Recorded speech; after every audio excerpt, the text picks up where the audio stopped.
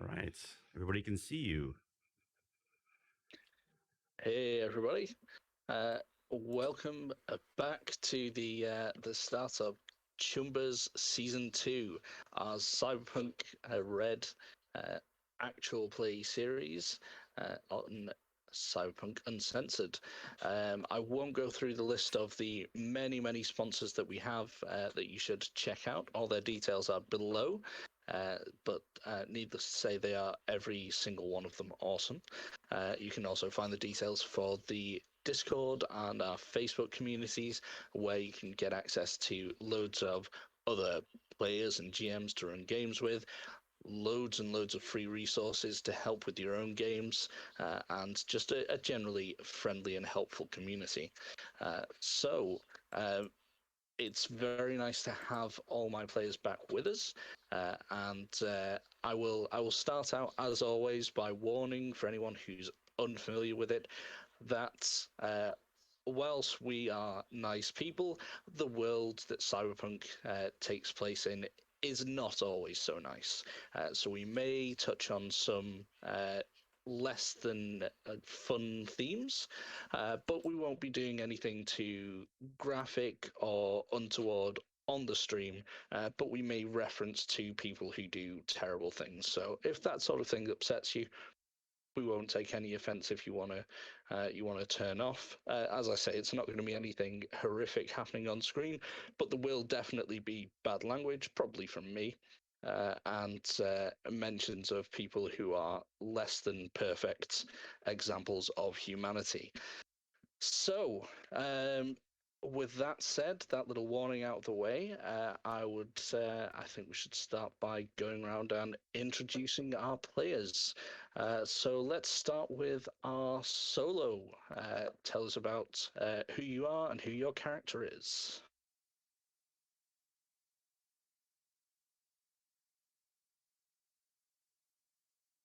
And unless that's just me, I think you might be muted. I think you're muted.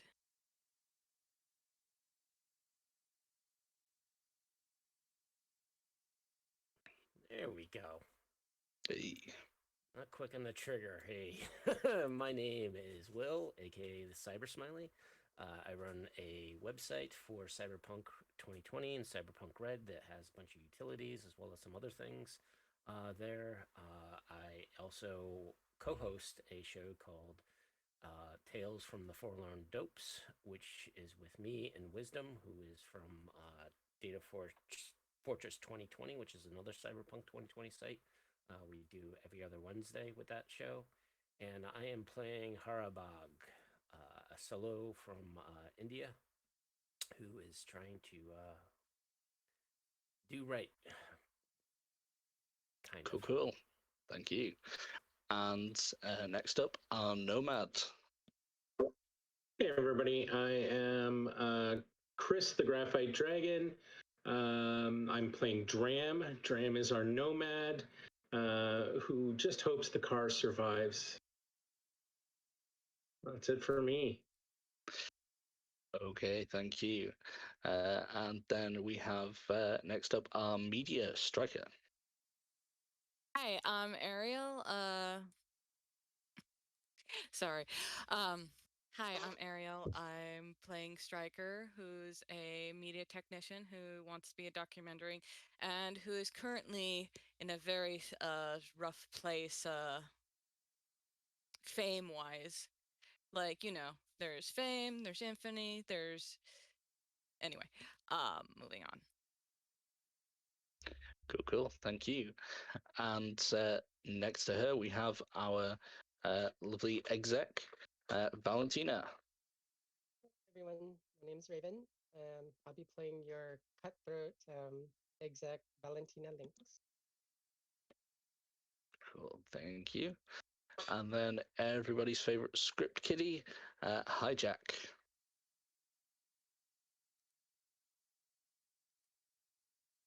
You're muted, You may man, also I be think. muted. Yeah. Oh, yep. Dang it. Hey guys, how's it going? You may remember me from our previous sessions. It's been a little while, but we're back. I am indeed our netrunner Hijack. Yeah, I'm glad to be here. Thank you. And last but not least, and running the show for us tonight, our tech, Locke. What's up, everybody? I'm Locke. I play a tech here. Been around with my buddy Hijack in season 1, and so we just got season 2 rolled up. I'm very excited because I missed episode 1 of season 2, so I'm looking forward to meeting our new friends and playing some games. So look forward to playing with you guys. Cool. Thank you. And as always, I'm Matt, aka Reservoir Panda. I do various geeky things, both in real life and here on the internet. So I run games for Cyberpunk Uncensored. There is Choombas, which is tonight's game, and also on Friday night / Saturday morning for me, I do another series as well, which is just kicking off, and that's called "It's Always Sunny in Night City." So feel free to check that stream out as well as all the other many fantastic ongoing play streams that we have on Cyberpunk Uncensored and associated channels. There is so much content there to get through. It is ridiculous, so I won't try and list everything. Just jump in and have fun. There will be something for everyone in there. Okay, so I think first things first, since we've been away for a little bit, we should have a classic recap, which I think our media is going to provide for us. Okay. So last time we had our lovely Lynx go, we need some stuff done, and I know just who to call. And they called the monk, who's always looks drunk, but we're not quite sure about that. As he calls us with several different times of random order, we all arrive and meet. We all know that he's a good person to get some jobs from, so we're ready for a good paying job. Sorry, I lost focus. So after a lot of debate and everything, we find out that it's the bozos and we have to go into the sewer. And after a long debate of whether or not somebody should get into a trunk, we arrive down in the sewers after a fun conversation about uh,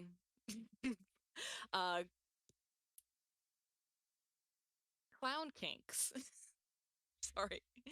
Uh, alas, our car was attacked. Boom. It wasn't my Thank best you. one.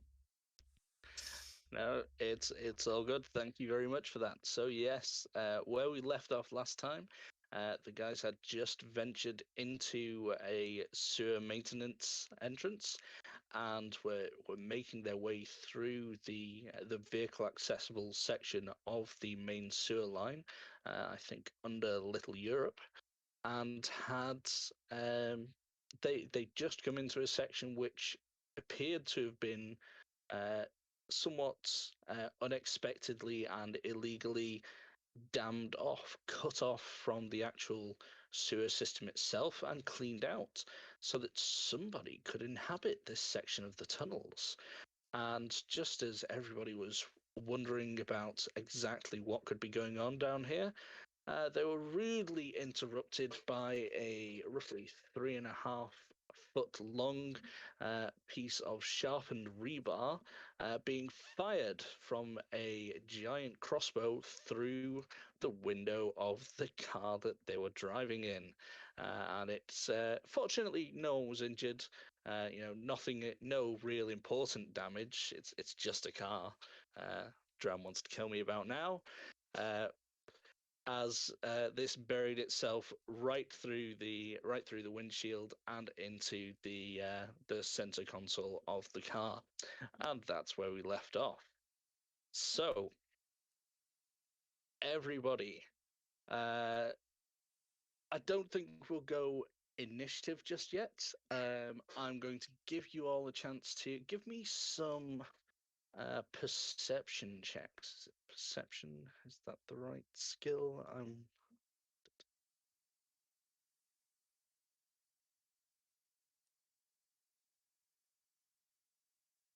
Let's see who can see what.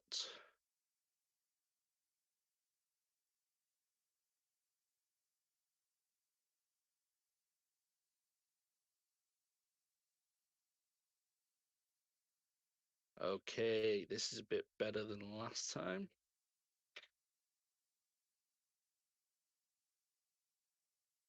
So, we have now. Obviously, it's a little bit of a shock when this comes through the window, but we do have Valentina has her wits about her and sees exactly what's going on. Further down the tunnel, you see even at this distance, your eyesight's pretty sharp, so you pick out the fact that this individual is quite on the smaller statured side, and probably you'd guess about 4 feet tall, and they're sitting in some large, gaudy contraption. It's like something built for a stage show. It's a medieval style. It looks to be wooden, but probably isn't because real wood's actually very expensive. Uh, but it's a siege crossbow with a seat attached to it, and it's on a small. It's mounted on a, again, wooden appearing, but probably not actually, platform. And you can see there's a series of um, cogs and cranks to, you're guessing this thing can rotate on that platform, and the entire thing is still shaking from the force that it's just released, propelling this massive piece of wrought iron through the window of the car. You don't see anyone else immediately, but you can see that the space ahead of you opens up, where this crossbow is situated. It's at the entrance to something of a larger space, but there's no real illumination down there to spot anything else at this point. But you don't see any other immediate threats around you. It's the only threat at this point you feel is coming from the front.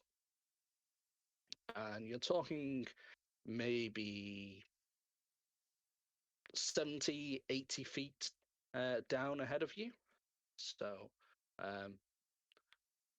what you want to do with this information is up to you. Who does what? Look alive, boys. Call out the direction where of what I saw, and tell them exactly what I see. Look over at Vincent. Just tell him, see that guy over there? Take care of him. Okay, cool. And is So, he? go on. Sorry, I was just gonna ask: is he like raised up? Is it pointed downwards? Is it pointed straight? Like, what is he higher than? It appears to be the tunnel goes straight along, and then there's sort of a step up into this area where it opens out. You can't see much in there because it is unilluminated at this point. But up on this step, it's maybe a 1 foot step up. Is this platform with this diminutive marksman, and he appears to be, now that it's been pointed out, because most people's attention was drawn to the projectile itself, but now that Valentina points out where it came from, you can all see this individual seems to be moving furiously and is clambering across this machine, and seems to be starting to work some sort of like ratchet lever back and forwards, and you can see the arms starting to pull back and build tension again, as he's obviously getting ready to reload. So, is anyone going to do anything and stop him? Is the car stopped? I believe the car was still going at a relatively low speed, so it's down to Dram whether would you have stopped at that? Absolutely would have stopped. Okay, The car is stationary. You have a threat to the front. So my character is going to jump out of the car, use the car as cover. Hit the big red and- button What's the big red button? that launches you out of the car. I'm not being launched. So I jump out of the car, figure out my bearings. Do you want to do initiative or? We can absolutely go into initiative now that somebody is engaging with this. If it went on with no one being decisive, he was just going to reload and shoot you again. So initiative, please, people. Oof. Hello, Mojo. I don't see my character. I can't click on it. All I see is the Panda logo. Yeah, that's all I have for. I don't know if you have a map set up. And There's no map for this current part. It's very theater of the mind.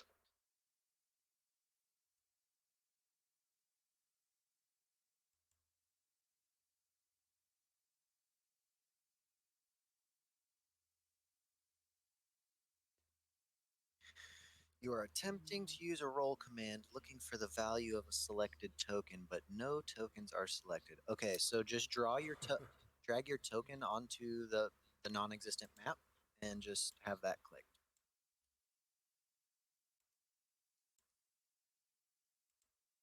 So The fun of using a new character sheet, people. We love technology. Now, if I could figure out which one of these is mine. everyone, draw yours. Bring it up to like the upper left hand area, and then we'll just zoom in on that, so it's easier for people to.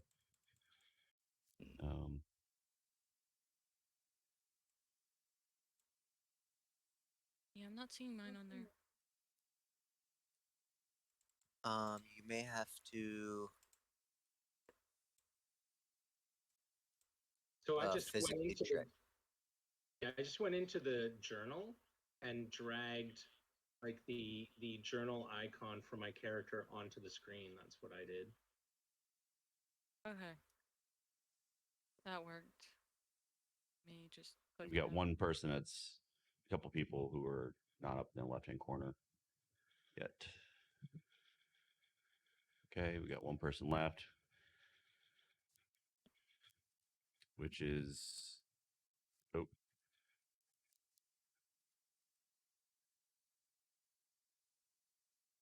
I think it's graphite. I think it's. He's in the lower right. Yeah, because you guys have to click on your names or something, right, to do stuff.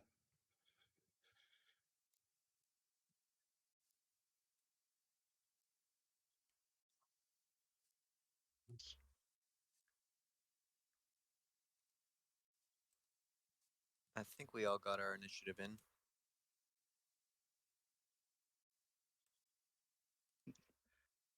See, maybe my roll 20's behind. I'm seeing 4 initiatives. Yep, only 4 of us here currently.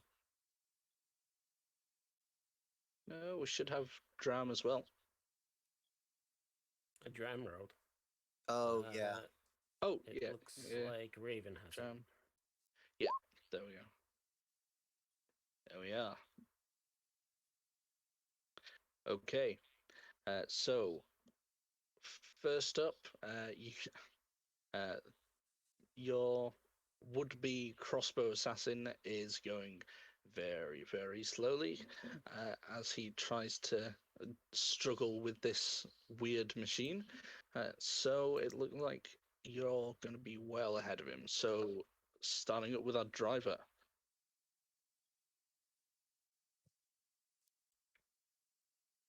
All right, so I am going to use my move to open the car door and use the split my move. I'll open the car door, step out, take a shot, and then try and use the door for cover. Okay, cool. So Make that shot for me. there's that shot. Right. So you're currently at about 20 meters. That's a heavy pistol. So, Yeah.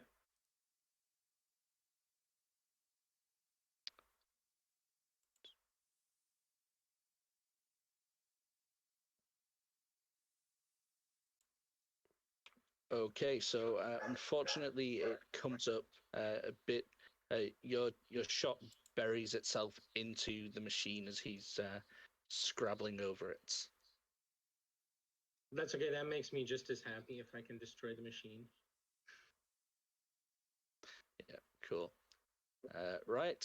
So the doors are open. People have some cover, and Wonder, what you doing?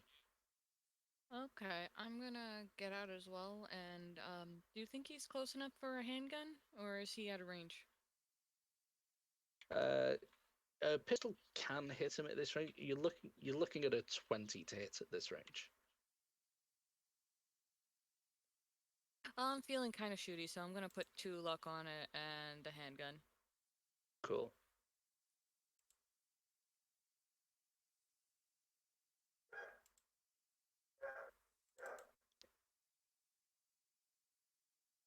Well, I think you get a second shot there, so you can always give it another try.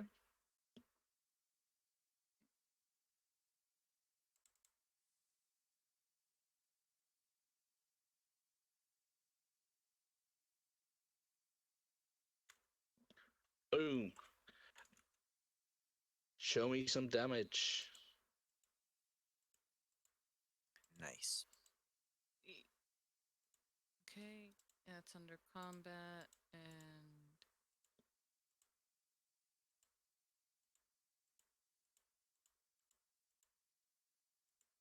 oh wait, wrong button. This one. Ooh.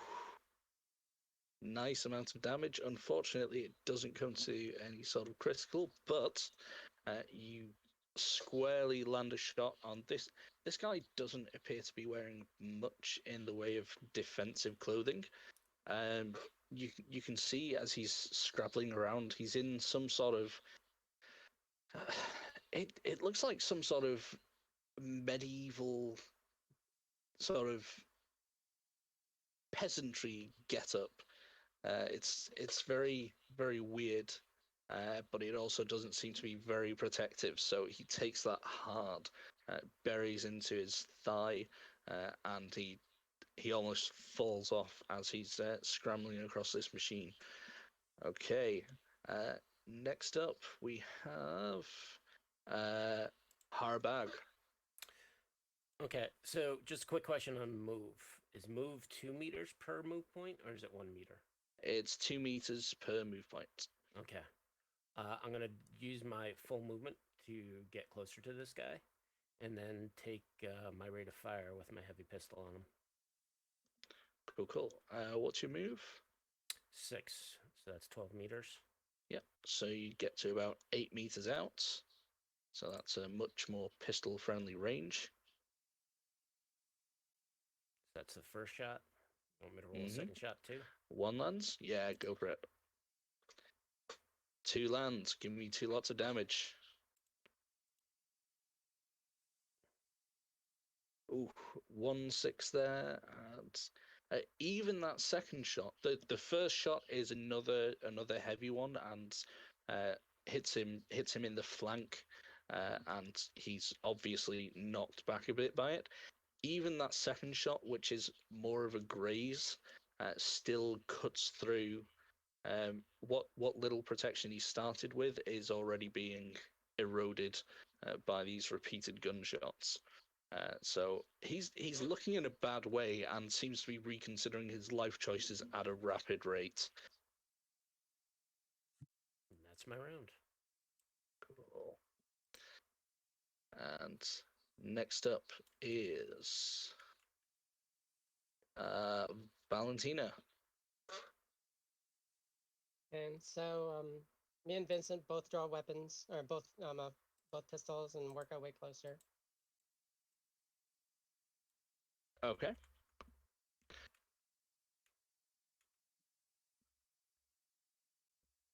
Are you focusing on just moving up, or are you going to take shots as well?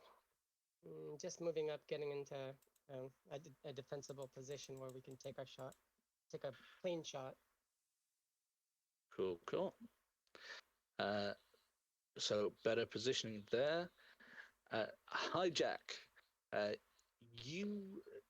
It's worth mentioning that while you guys have been coming down, you have some bad memories from last time you were in a sewer, and you're really not a fan of the idea of walking into whatever's down here without some heavy duty backup. So you have been on your agent and passing messages to that reliable old friend of yours, Locke, and you know that he's in the area.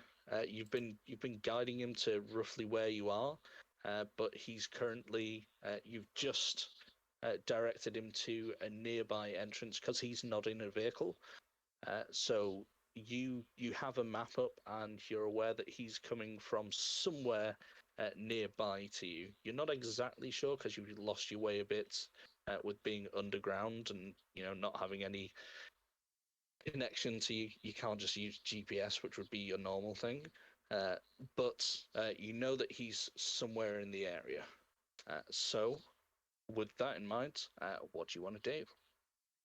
Yeah, so Hijack basically just sent along that shit hit the fan message, and he isn't gonna get out of the vehicle. He's gonna take his SMG and kind of rest it on the crook of the open door and use that to kind of just basically give himself some cover and help him aim the gun a little bit better, and he's gonna put some shots. Cool. So you're gonna take an aim and do some shooting. Roll away. I just or well, actually, I'm not sure what. Ooh, SMG. Actually, at that range, so are we talking single shot, I presume? Yeah. Yeah. So that does land. So give me some damage. Right. This clips the guy's knee, and he's really, really looking unhappy at this point. You get the feeling maybe he didn't sign up for an entire assault team of edge runners coming up and wailing on him. So he thought this was Yeah. going to be a much, much easier gig. I'm gonna So scream at out, that, just stay down, asshole.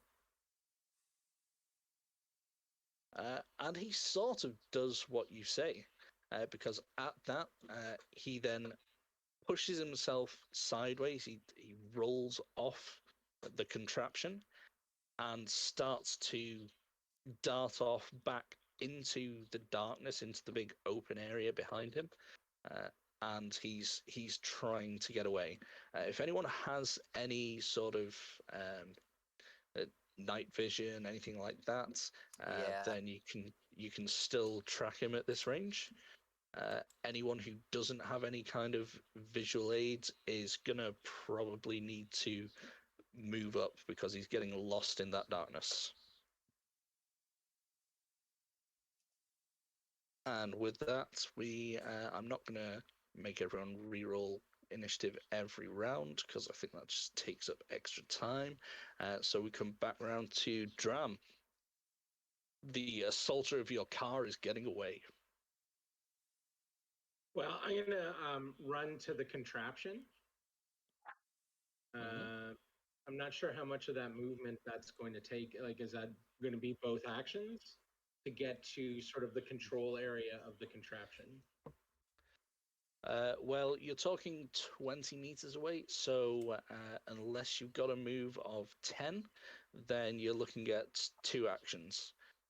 But so if you use both your actions, you can get up there and be in the seat if you so wish. I as it happens, the person who's abandoned it, if this affects your decision in any way, had just finished getting the thing cocked. So if you wanted to use it, then it would be a simple matter just to take one of the bolts that's sticking up from a stand at the side of it and slot it in position. That is what I will do. Okay, cool. So you get up there, you're able to load it, and on your next action, you will, if you so wish, be ready to use it. Okay. See who's next. So back to our media. Okay, well, I shot him. Okay, fuck, I can't remember if I have binocular vision or not. I don't think so. I'm gonna pass my like go turn for right now. There's not much I can do. Like he was pretty far to shoot at to begin with, and I think he's out of range for me now. Okay. It should be noted that I'm not going to make you take any particular penalties, but if there's anyone in the area, they probably know you're here because being in an enclosed tunnel, lots of gunfire. I'm pretty sure not everyone has suppressors on there. Then there's a serious level of noise going on now with these gunshots. So if there's anyone in the area, they're probably wise to the fact that there's something going on. Just worth bearing in mind. So are you just skipping your turn? Would you like to hold an action in case a target does present itself? I'm gonna hold action. Might just be snarky. I'm not sure what else my character can do. Okay, cool. Well, if you want to, as for ease, if you just want to say that you've held an action so that if there is a target, then you can take a shot at them, that's easy enough to do. Okay. Okay, cool. Smiley. Yeah, so I move my full movement of 12 meters towards that guy. I do have low light cyber optics, and I assume I can still see him. Yeah, you can see him, and you're definitely gaining on him. Okay. You are significantly faster than this guy. Also, while I'm taking a beat on him, try to see what else is down that tunnel. Okay, and you have low light vision as well, so Yep. that's going to help. So this tunnel opens up into with your low light. You can see a bit more of this area, and with being closer as well, it opens up into a large round circular section with it's obvious that this place was some sort of intersection cistern where multiple large through flows for the sewer met. And so you know it must have played hell with the actual sewage system for them to block this entire area up. But things are not working in Night City. That's not exactly a new thing. So with it having been cleaned out, there's a weird sensation that because the sides are stepped in the gradiated platform levels, it's got the sort of feel of like an old-fashioned a coliseum or an amphitheater. It's you have this central flat area with there are some channels running down the center of it in a cross section, but then there are these tiers of it's almost like these weirdos have picked this because it looks like somewhere that you would hold a performance. It's a little bit eerie. Give me Since you're so far up and you do have the low light vision, give me another perception check, please. Sure.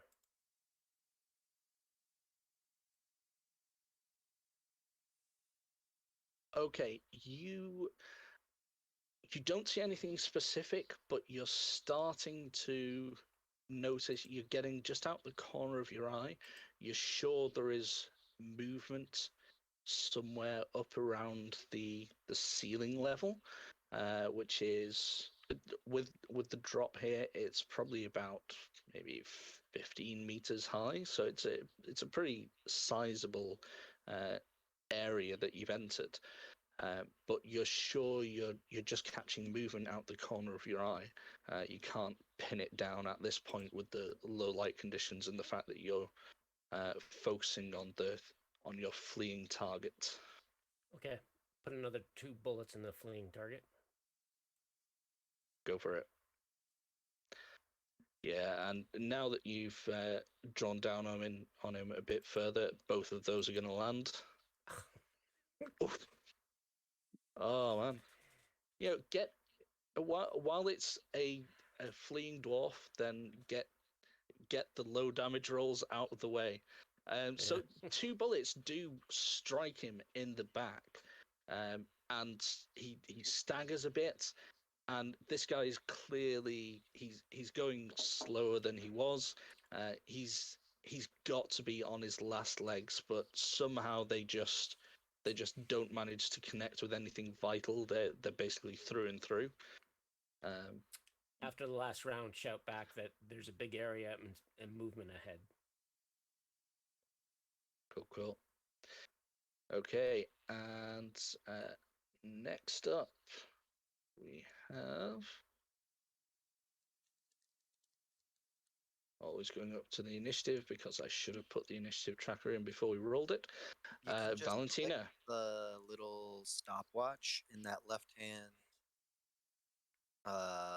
little taskbar, and it should open up the turn order for you. That's good. Thank you very much for the tip. Cool. Okay. So yeah, Valentina, what are yourself and Vincent doing? I think you're muted.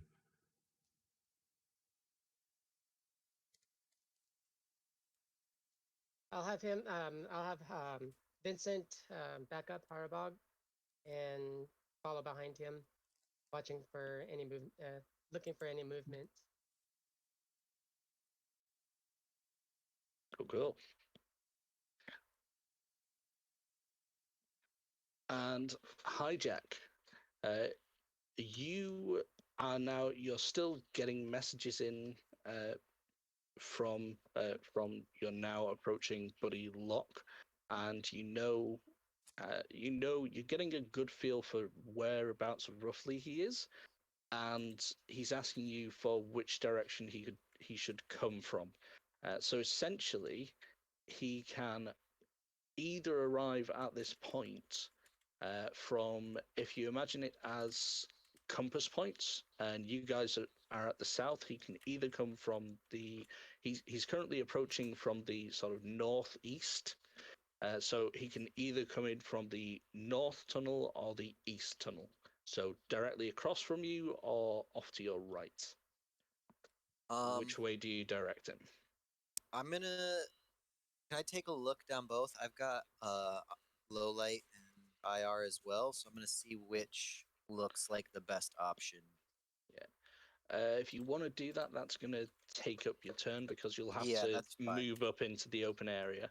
But that's absolutely fine to do. Yep, you run, I presume not like right out into the middle of the floor, but keeping a little bit of what cover you can and keeping low, you get out into that space and you don't really see any indications down the tunnel to the north, which seems to be where your would-be car assassin is heading. You don't see anything further down there. That tunnel seems straight down, and the one on the right goes straight for a bit and then seems to there seems to be a T junction there. There's no real noticeable features apart from there's some sort of like electrical junction box on that at that T junction.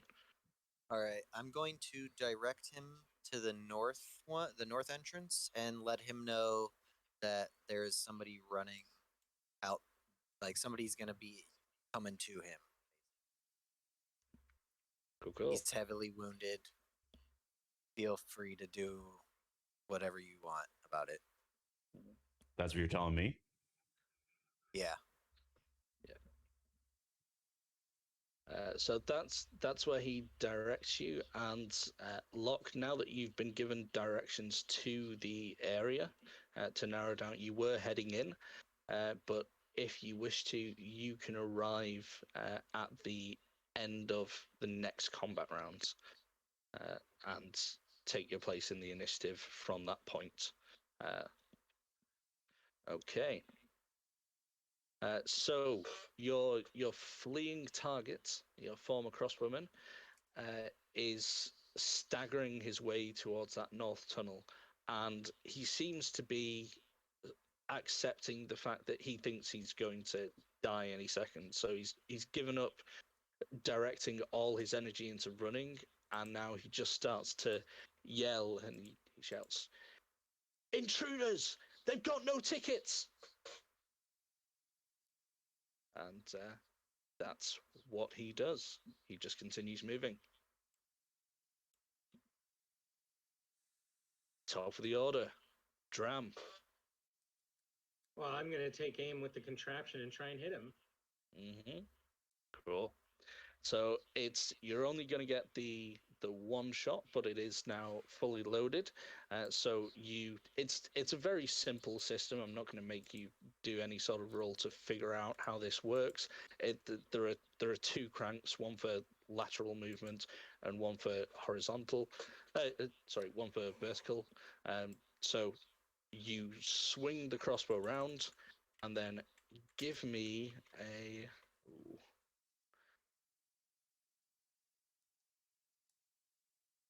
See, it's heavy weapons, but I have a feeling you don't have heavy weapons. So is there anything else you want to volunteer me that you think you could use towards this? I do have a 1 in heavy weapons. Okay. You So have one. Yeah, Yeah. I did something in there. Oh, Alright. and I've just seen that chat have very, very kindly granted you a +2 to this. Oh, that's awesome. Thank you, chat. So unleash hell. Nice. And with the +2, that brings it to a 20. So roll me 6d6 of damage. 6 damage. Oof. 6. Oh, okay. You have one small person kebab. The bolt buries itself straight through this guy's midsection and plants itself into the stone, concrete, whatever it is, floor of this open area, and he is just impaled there, lifeless. And as the bolt plants itself into the floor, you then see the body droop forward and then start to. It's still moving because it's slowly sinking down the piece of rebar until it reaches the floor. Takes a good 5-6 seconds. That is why you don't mess with a nomad's car. Indeed. We have justice. Okay, so that's the immediate threat gone. At this point, I'm going to say, Locke, you show up. So you emerge from the north tunnel. I'm going to guess that Hijack had told everybody who was bringing in reinforcements, so you don't get gunned down. That would be nice. But much as I was tempted just to say, okay, everybody, a figure rushes at you, gun drawn from the north tunnel. What do you do? Yeah. I'm not that much of a dick, despite all the rumors to the contrary. So you're all in this large open space. Some of you can see more of it than others, but what does anyone want to do at this point? So Panda, my you can character go into that set turn up- order settings and clear the initiative. That way, next time we roll, it'll reset it for all of us. Yeah. Sorry to interrupt, Smiley. No worries.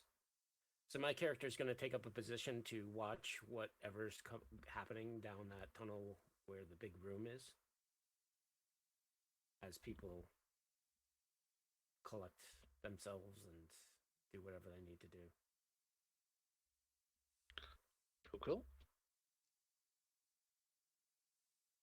So Locke comes in. He's wearing a it's a tech jacket, but it's his light armor. Got like a light armor jack over it. He's got white hair. You can see there's some kind of I can't remember the lighting tracing on his face, and he's got a katana and another katana-looking object on his shoulders, and then he's got an SMG that he's holding, and he's also got a heavy pistol, which you might be able to see poking out from under his jacket. It's all just nod over at Hijack and say, it's like you guys are having all the fun without me already. Yeah, I mean, if it was that much fun, I wouldn't have called you. So these Sorry, fun? Did you say fun? I don't know. Look I at my heard a lot car. of it. I'll kind of peek over his shoulder and and it's, ooh, yeah. Well, I might be able to fix A that little up for bit you. more character. Yeah. So what we got going on? I don't know if I met your friends yet. Poser gang, pretty much. That's what it's seeming like. All right. There's some kind of, I don't know, clowns, jesters, or some shit. All right. Basic cleanup job, or are we after something in particular, or? I believe we were doing for the exec, right? In a little Yes. while. It we were hired by the corpo over there. Got us doing this job. To be honest, I wasn't really paying much attention to the details. I just tagged along for the eddies. All right. Yeah, but there are specific stolen goods that are to be recovered. I mean, stopping the problem will get you partial payments, but if you can recover some of what was taken, then that's where you get the proper money. Okay, and as as you're all catching up and regaining your sense of what's going on, taking a look around you, in such light as there is, which is very limited. Suddenly, there is a lot more illumination, but it's not very helpful. Coming from various points around the outside of this open area are high-powered spotlights focusing down one on each of you and tracking you. So if you step left, step right, they're following you, and it's making it very hard to see anything. And a booming voice echoing through the tunnels just comes. Ladies and gentlemen, roll up, roll up. Circus Extreme, a special one night only event. Come and see the interlopers slain in glorious theatrical fashion. And then it cuts out. As soon as the spotlight hits me, I'm shooting it. Yeah, Cool. I like that idea. I think a hijack would do the same thing. Yep, we go straight into initiative again, please, people. Right. Okay. I guess we'll leave the pleasantries for later. Yeah. Sorry to interrupt your No, catch up. That's what's going on. So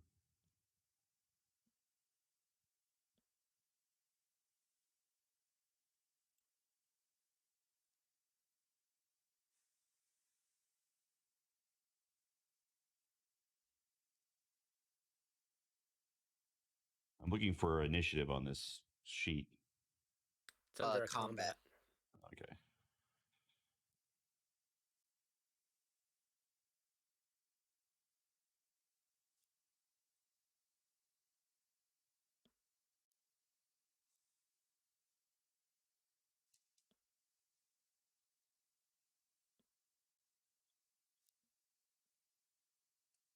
All right, looks like it doesn't work the way I was Make hoping sure it you to. click on your token first. You have to be clicked on it. Okay.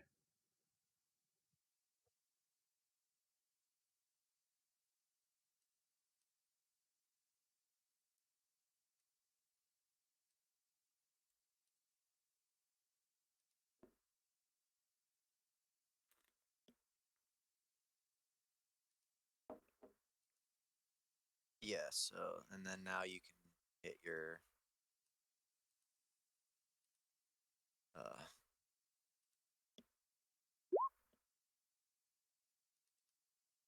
There we go. Well done.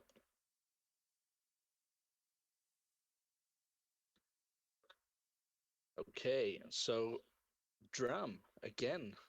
Our driver with the high reflexes. What are you doing? So nobody has actually shot at the spotlights, correct? Not yet. You all have them. They all snap on at the same time. Okay. Unfortunately, Dram doesn't have the savvy to think to shoot them himself, so he's not going to do that. But he is going to reload his contraption. Okay. Why not? Good call. How much movement does that take? Like, how much action? It takes a full round to reload this thing. Okay. So that is what he's going to do then.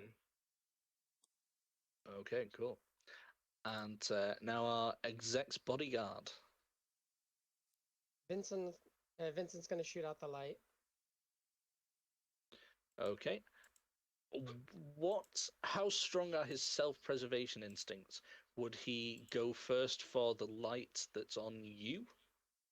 Out of loyalty, duty, paycheck, or whatever? Or would he go first for his own? He'd go for the one that's pointed at me. Cool. Yep, go for it. And is it a heavy pistol he's using? Very heavy. Very. Okay. Yeah. He smashes that thing. They are a fair way away, but I'm making this easier because it's a source of light in complete darkness. So if you just point for the area that's blinding you, it's a fairly straightforward shot to make. So yeah, he takes out the one that is illuminating you, and suddenly Valentina drops back into darkness. To be fair, most of you probably can't see her at this point because you're in the middle of a pool of light yourself. Harabad. I take out the lights, as I said. So Yep. Shoot. Where did my character sheet go?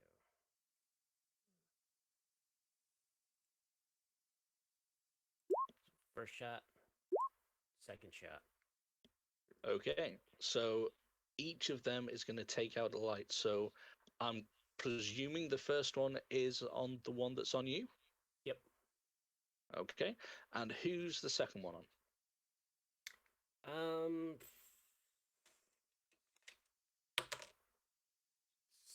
It would be Locke. Okay.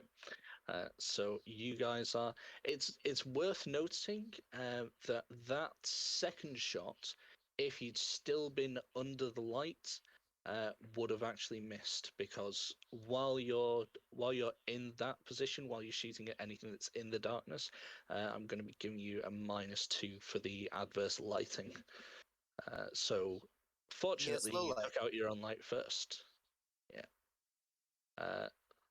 But it would have missed otherwise. Okay. Hijack. I'm going to do the same. Shooty. Oof. Oh. Yeah, so that's a 5. Yeah.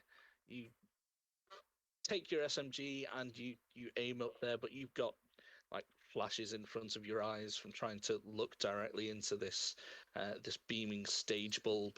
And No, he's just not paying attention. He's got anti-dazzle, so it's not the flash. He's just not aiming good. fair enough. Okay. And at this point,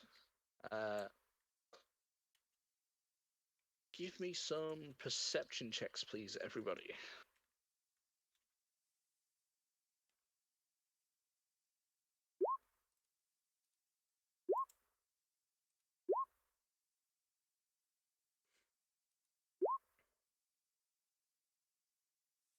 Nice. You've all woken up a bit.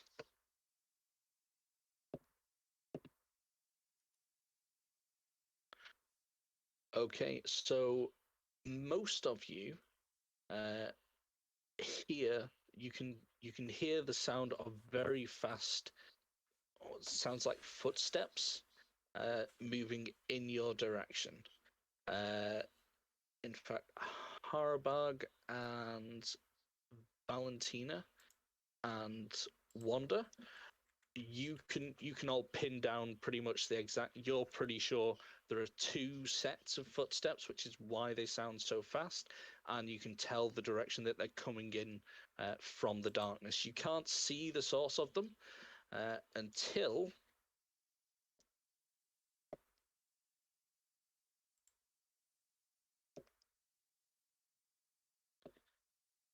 haha, nice.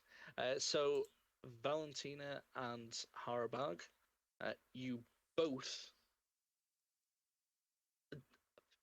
thankfully, you're very alert, so you're not completely blindsided when a fast-moving figure comes towards you and throws it's like a long dart almost. It's like a skewer, a thin metal rod with a heavy, sharp point on it, with ribbons trailing from the back of it. And this figure darts towards you out of the darkness, and each of them unleash these things at you. So, Harabag, do you want to give me some evasion checks, please? So we got a +2 from chat, I think, at some point here. Nice. Thank you, chat. I'll take that. That's the first one. Nice. So that's a 21 then. And the second one. So, yeah. So you're alert enough that the first one of these, obviously this figure thought it was being stealthy enough and that you were distracted enough by the lights, but your reflexes are just too fast, so it aims for where you were and you've moved before they release. but then the second one follows up with surprising speed. And okay, I don't think that's gonna scratch you. That's 9 damage. Okay. Doesn't get So- through my armor. Yeah. So it does strike into your side, but it buries itself pointlessly into your clothing and doesn't actually do any real damage. And then Valentina, 2 evasions for me, please.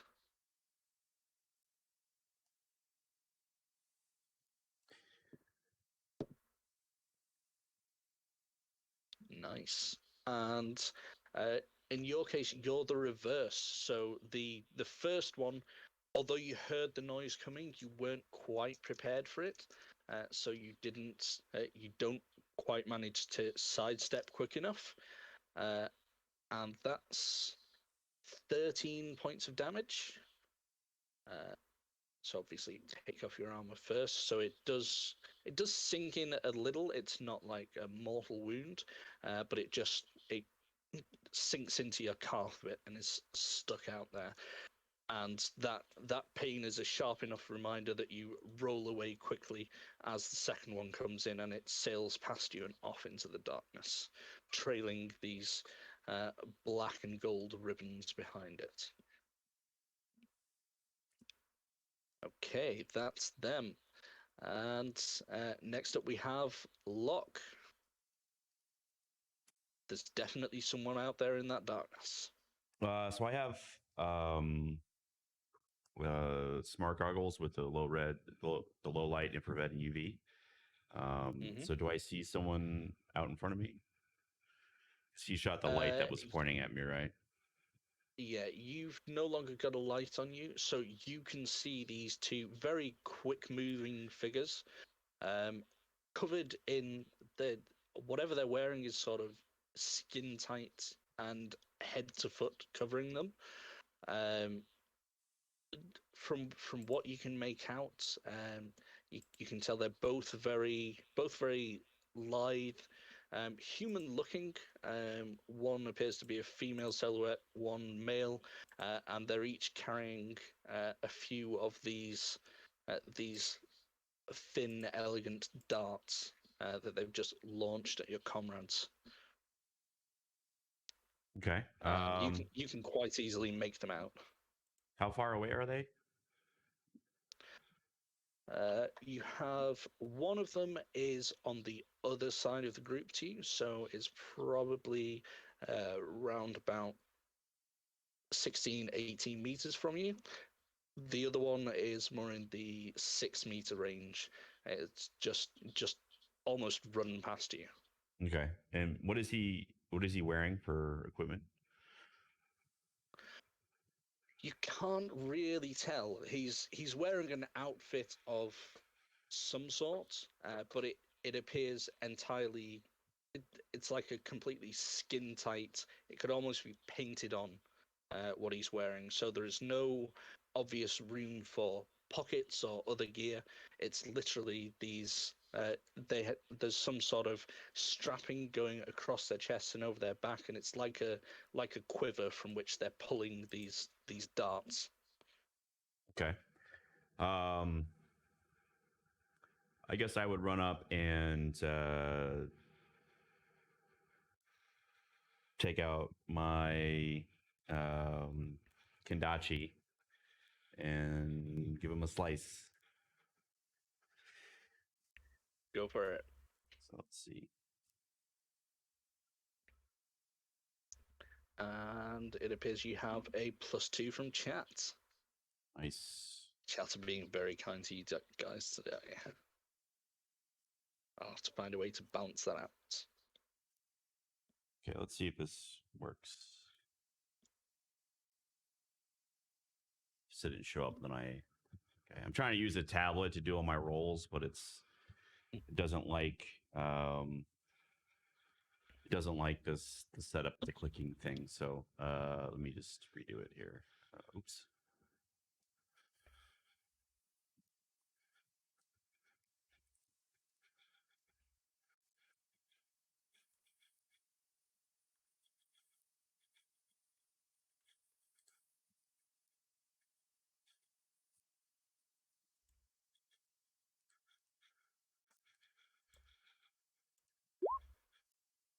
Okay. Okay. 16?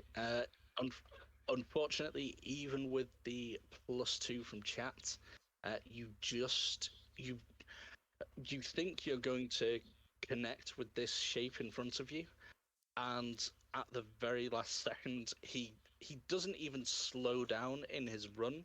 He does a forward somersault and dives straight over your swinging blade, Hmm.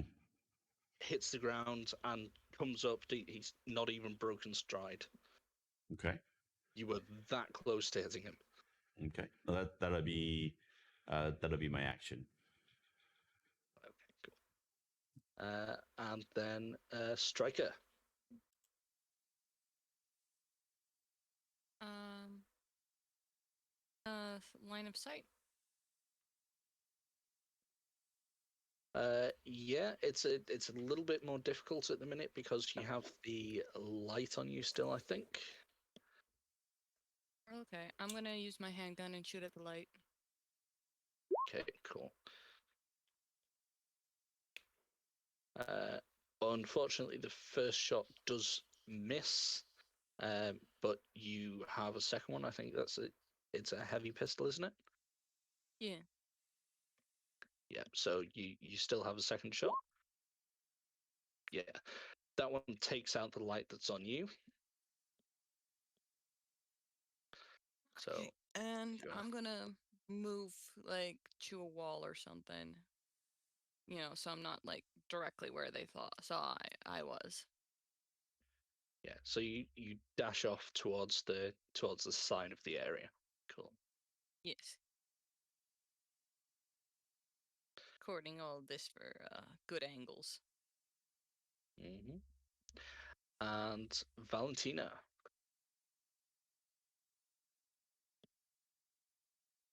Take aim and shoot out Vincent's light. Okay, cool.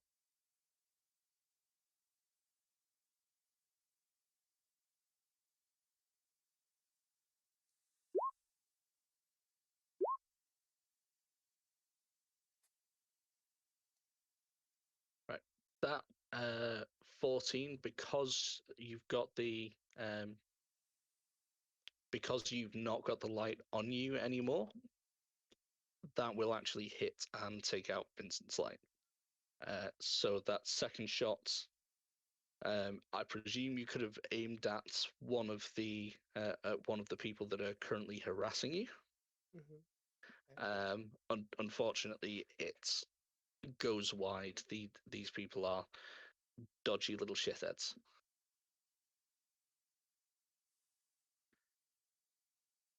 So back up to Dram. Okay. I'm going to shoot out the closest light that I can see. Whether that's the one on me or I think there's only one left on hijack, right? Yep, there's only the two left. Whichever one is closest to me, I'll shoot at with the actually I'm gonna use my pistol. I was gonna say it's there's not even a damage roll required, so you might not want to waste your big fun shot. Yeah. Okay.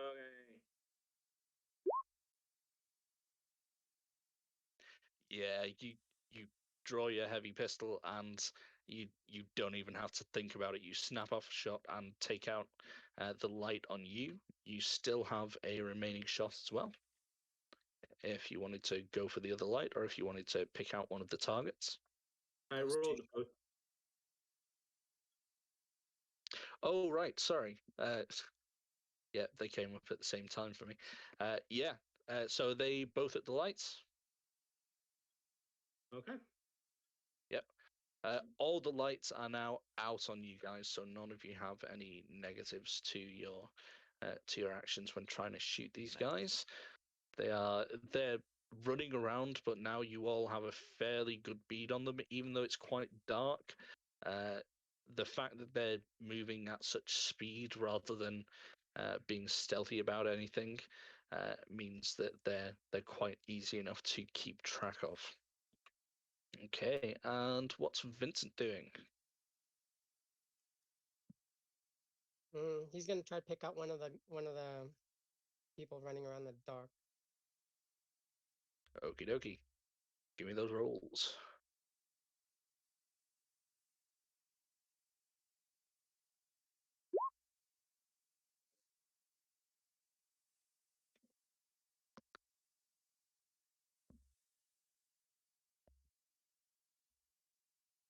Oh, nice. Yes, so the shot looks like it's gonna go wide, and then it's the male figure that just seems to stumble a little bit in trying to dodge it, and takes it straight to the shoulder. So give me damage on that, please. Bang. Yeah, these two, it's going to surprise you this, but they're not very heavily armored. So that lands with quite a satisfying crunch and a spray of blood as the round penetrates through and exits through the back of this guy's shoulder. He's still up and going, but he obviously didn't like that. And Harbag.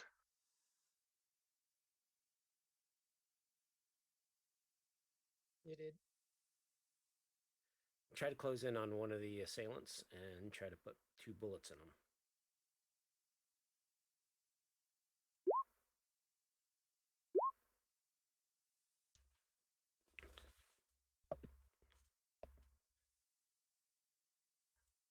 Okay, and these guys are moving really fast. Your first one does manage to land, so give me some damage for that.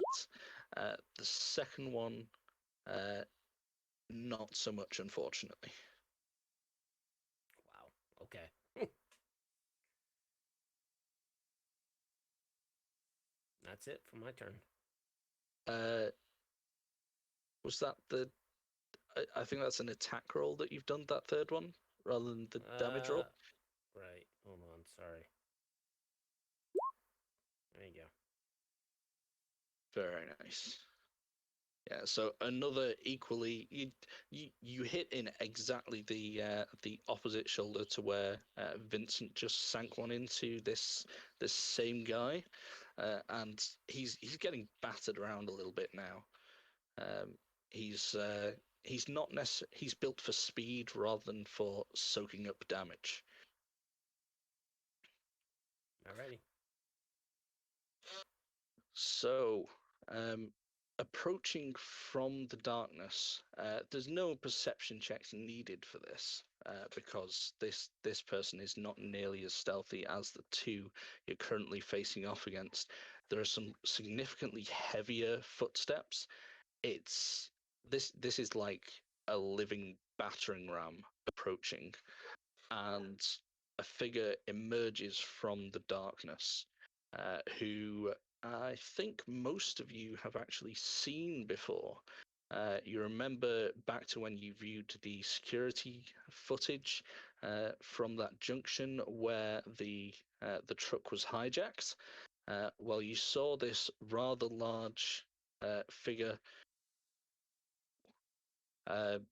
and he was ripping open the armored or the secured doors to that truck. This guy is ridiculous. Like, think anime build like this. Without modifications, you couldn't have an actual functioning human body, which is this shape. It's an actual triangle coming down to a near non-existent waist, and he's got to be pushing 7.5, 8 feet in height, and he barrels in and heading straight for Dram. So give me an evasion, please, Dram. As he swings 2 massive, meaty fists at you.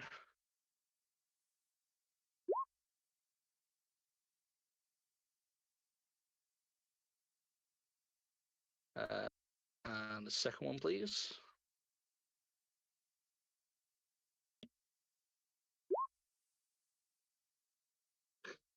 Oh, Ouch. this is really unlucky because this guy, he literally rolled a 2 and then a 1. So I was expecting you to sidestep both of these quite handily. Unfortunately, your rolling was just slightly more abysmal than his. Um, so he swings quite wildly, and they're a bit clumsy. You're taken slightly by surprise by the sight of this mountain of meat and presumably chrome under there somewhere.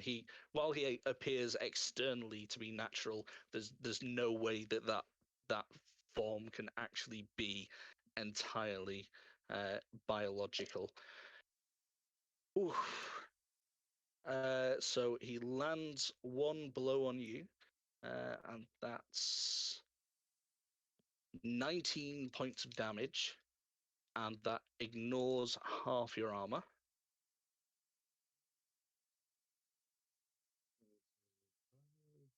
Okay. Okay. And the second one is Jesus Christ. I apologize about this because I've clearly saved my good rolling for your damage rolls. So that's another 19, and this one is a crit. Ouch. Let's dear. get up the table o' fun. And again, this ignores half your armor. Right. Let's see what this does.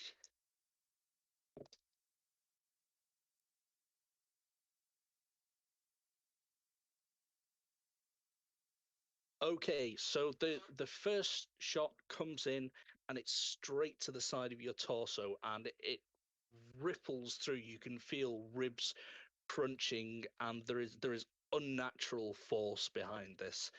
And then as you're shocked by that, the second it's a hammer blow straight down on top of your head and it just crushes into you and you you feel yourself dazed and really you feel extremely unwell would be a mild way to put it. So you've taken a brain injury.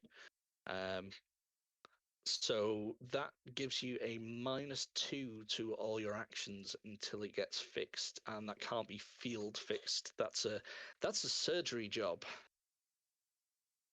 And how much was the damage on the second one? Sorry. They were both. It was 19 each time, Okay. and they both halved your SP. Sorry about that. Strange how dice can make you feel like a mean individual. Right. So, yeah, I'm really not okay. Yeah, I would expect as much. So hijack. You can see people are starting to draw a bead on and wear down one of these two, the fast individuals who are darting around you, and suddenly this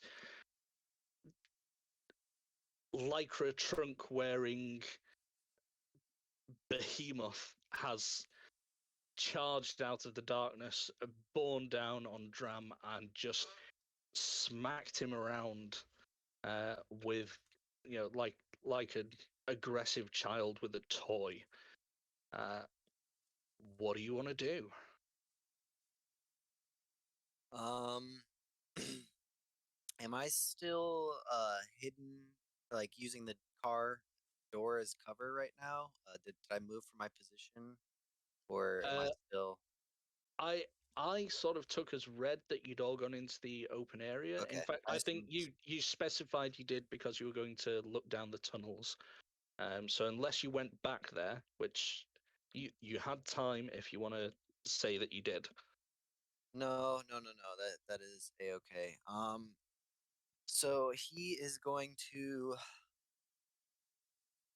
look around at the area, and he's gonna do a quick scan check to see if he can't find any access points. Mm-hmm.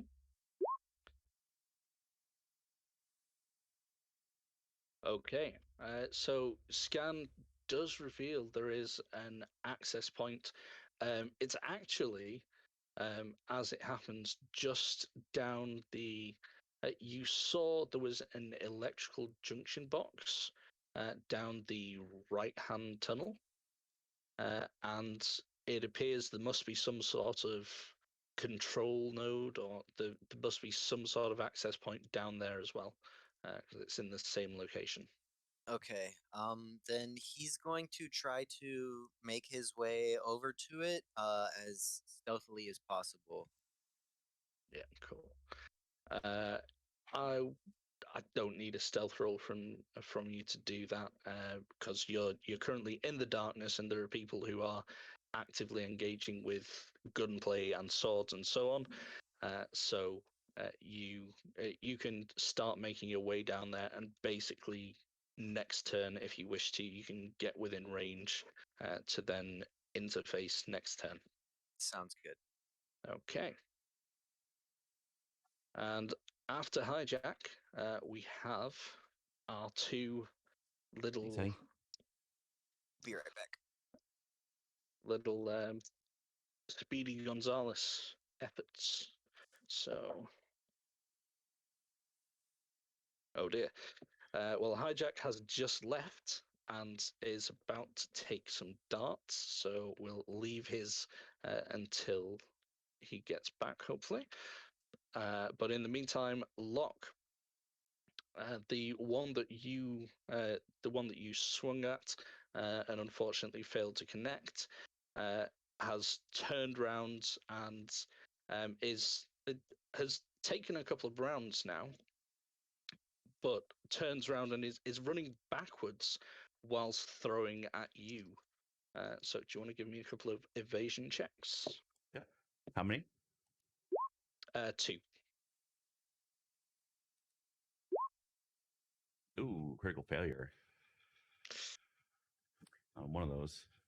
Okay, so the first one, you see what the guy's doing, and you easily just duck down, and it sails past you, disappears off, and you hear it clatter to the floor somewhere. The second one lands, but again, I'm presuming fails to actually significantly impede your progress, because that's 7 damage. Yeah, so it's got to get past my SP11, Yeah. right? Or whatever. Yeah, Okay. if it doesn't exceed your SP, then it doesn't do any damage, and it doesn't even ablate your armor. So you have this. It just sort of gets stuck in the folds of your jacket, and it doesn't really get in your way much. And you would be next. We'll leave hijacks until he's back. I don't like rolling for people's attacks in absentia. Okay. How far away is the big guy? The big guy is right in the middle of. You guys were not exactly clustered, but in a relatively small space within the center of this area, because none of you really wanted to venture too far off straight away towards any of the outer tunnels. So you're within maybe about 6 meters of him. All right. So I'm going to run up and attack him. How does it like changing? Like, I want to put my Kendachi in my back scabbard and just grab right next to it the just my regular katana. You could do that. I think technically rules as written that would take up your action, but I'm not. I find that just slows things down. So as long as it's available and it's not like if you're picking up weapons which have been knocked to the floor or something, then I'll make that take an action. But if it's available and in a sheath where it's supposed to be, I don't have a problem with that. I don't think it should take up an action. Okay. So yeah, you can do that as you move up towards where he's wailing on Dram, trying to throw him off this massive crossbow contraption.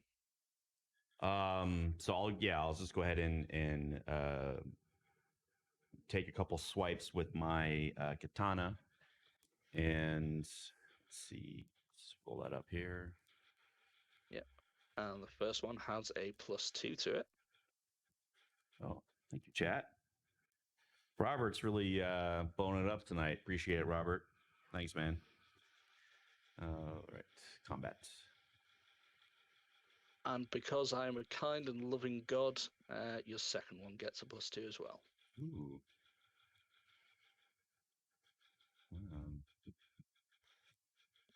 Feeling a love tonight. Here's the first one.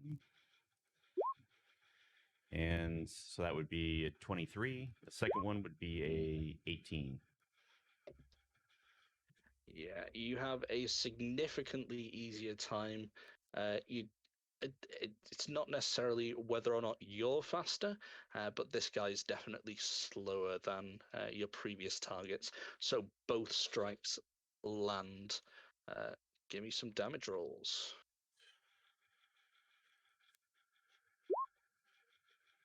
That sucks. Could have done a little bit better there, but 17 total. And as I hit him, do I notice there's any resistance, like do I feel like I'm scraping against some kind of armor plating or something, or? I was gonna say, as you throw that first one into him, and it's like your katana just skitters off his skin. It leaves a trace down it, but it's almost purely cosmetic. It's the sort of scratch you'd expect from a family pet being too enthusiastic, rather than a serious killing blow from an instrument that's made to poke people full of holes. And I'm trying so to unfortunately, that one has no effect.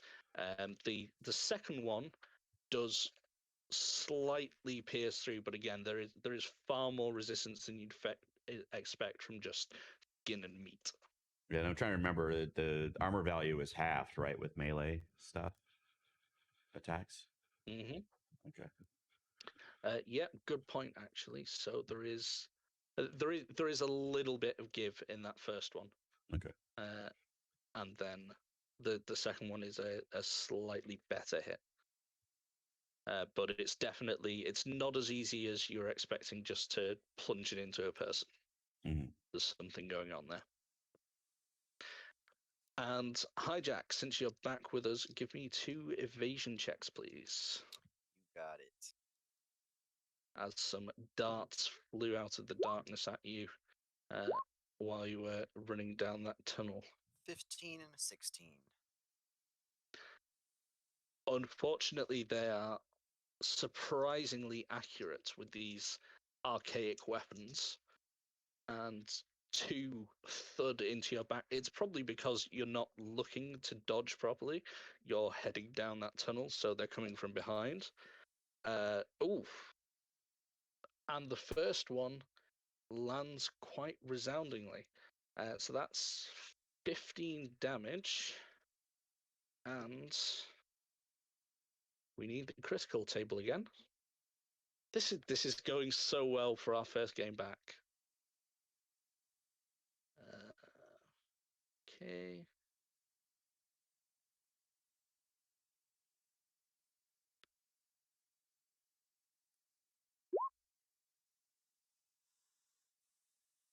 Oh, so it lands that first one lands right in your knee joint. As you're running, it just buries itself into your knee, and you stumble, and suddenly you're a lot slower. it's the broken leg effect, but I don't feel that this thing would necessarily break your leg. So it's gone into the joint. So you're Dear. now at -4 to your move. The second one, however, is 9 damage. So I'm going to guess that doesn't go through your armor. No, it does not. I want to say, trying to find where body weight suit is. I want to say it's 14, but I think I'm wrong.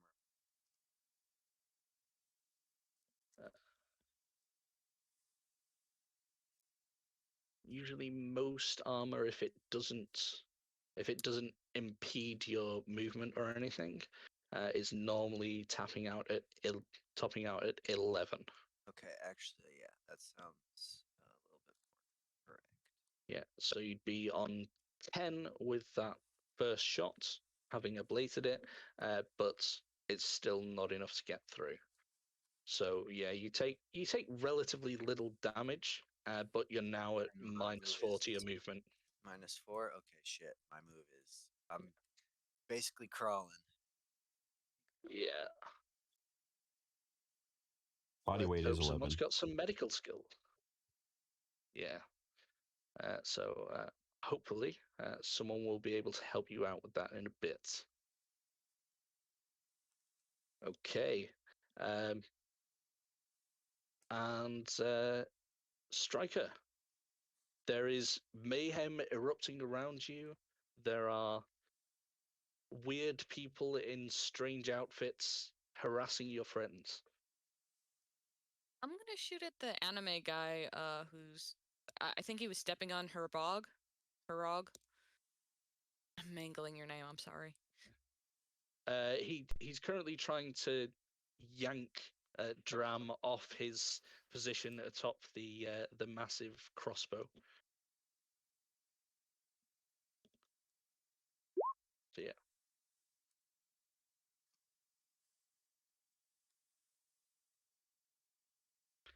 Okay, so that's going to land. And do you want to give me a second one as well? Because I think, is it a heavy pistol that you have?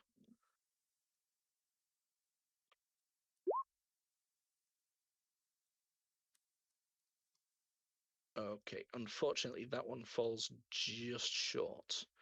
So one thuds into him, and the other one just sort of skips past and off into the darkness. Give me some damage, please. Roll damage now. Mm-hmm. Ooh. Yeah, that it sinks into him, and it's nothing. like the bullet just flattens against his skin. You see the lead just splat and fall to the ground of the tunnel. I'm gonna check how fast my movement is.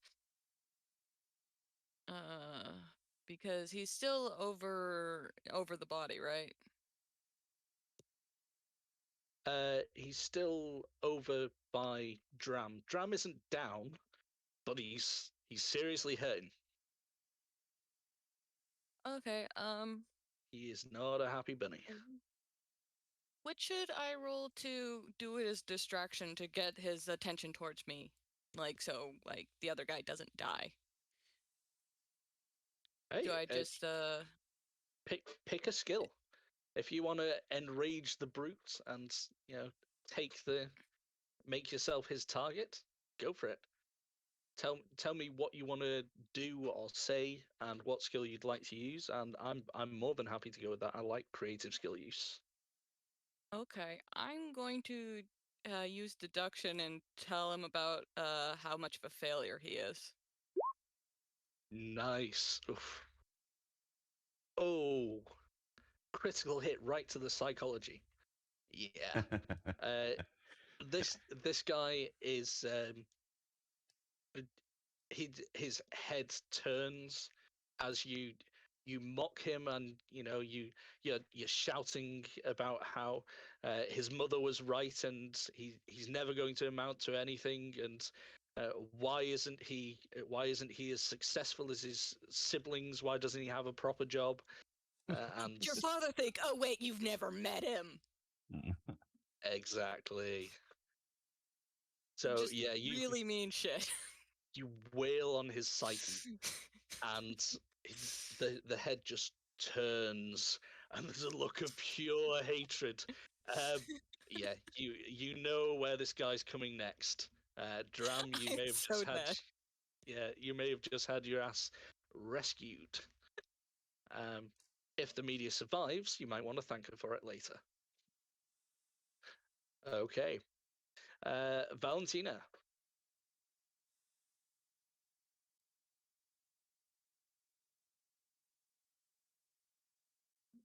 Okay. So I'll take care of our injured or the injury with the knee injury. Ah, cool. Medical skill, always Yeah. useful. So you run over to Hijack, and you're gonna try and apply some emergency first aid. Yes. And take care of hijack. And I also direct Vincent to take care of Mr. Anime guy. To Well, if direct he's his attention distracted. towards. Yes. Mm-hmm. So first aid. I take out my med kit or my first aid kit. Mm-hmm. And here we go. Check the table very quickly. Hijack's grunting in very clear pain. Yeah, you run over there, and you essentially just you take out. It's like a flexible splint that you clamp around it, and then pull a cord, and this material just hardens into a brace straight away. So Hijack, although you're gonna need the scene to properly later, and you look a bit on the strange side, running with one leg that doesn't bend, you are now back at your full movement. Oh, fuck this shit again. God, sewers. Back to Just sewers, cursing up man. a storm. Yeah, you had it rougher last time you went into a sewer, so it could be Well, worse. it's not over I mean, yet. I'm not saying it won't go worse. Yeah, it's not over yet. Kind of taps himself Okay. Okay, Dram, the person who has been making your life very, very uncomfortable for the past few seconds has just turned his blood-fueled rage towards towards your media friend. What do you want to do?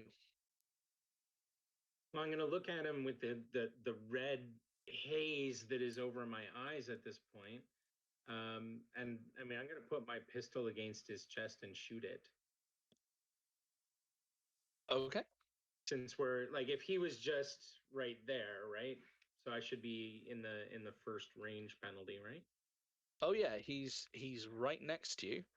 Um, I'm just throwing it out there that he's maybe a couple of meters away from you, because he's started to make his way towards Wanda, but you do also have I believe you had reloaded the crossbow.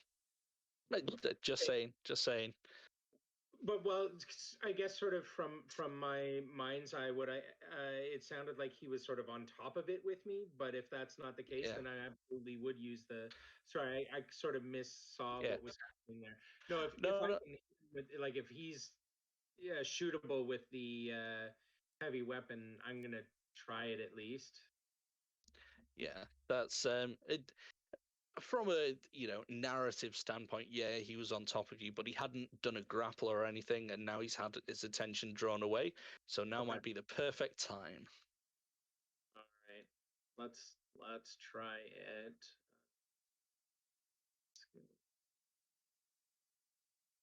So I'm at like -4, I think. And just because I want to see this happen, you get a +2 on that. Okay. So which means that the bolt buries itself into him. Give me that 6d6 damage. Nice.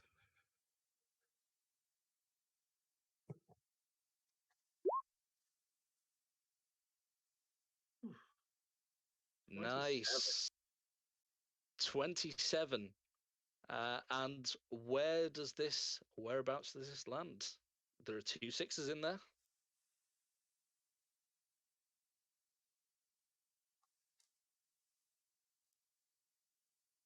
I think you're You're muted. muted.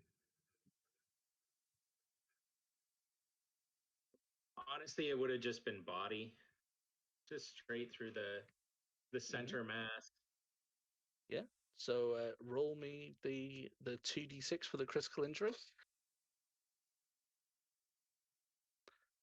I like to let you have control of your all crits. Oh, very, very appropriate. Foreign object. So this bolt pierces through his abdomen and it is stuck there. There is a foot emerging from a foot of spiralized metal just sticking out of his front and the same sticking out of his back. And if this guy moves more than 4 meters in a turn, then he's going to get this bonus damage from the critical injury again. Whew. Nice revenge. And now I'm going to run away or crawl slowly away. Not the least sensible thing I've ever heard. Well done. Okay, and I think Vincent is next up. And he was under instructions to go for the big guy. Is that right? Oh, Yep. we got +2 to the next roll. Yeah, I want this So- guy down. He's gonna shoot him with his heavy, very heavy pistol. We actually have +2 to our next 2 rolls, it looks like to me. Thank you guys for those.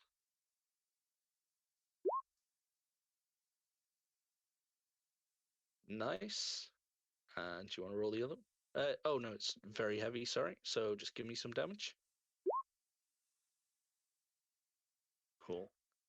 So that round sinks into the massive arm of this gentleman, who is still stalking his way towards Wanda,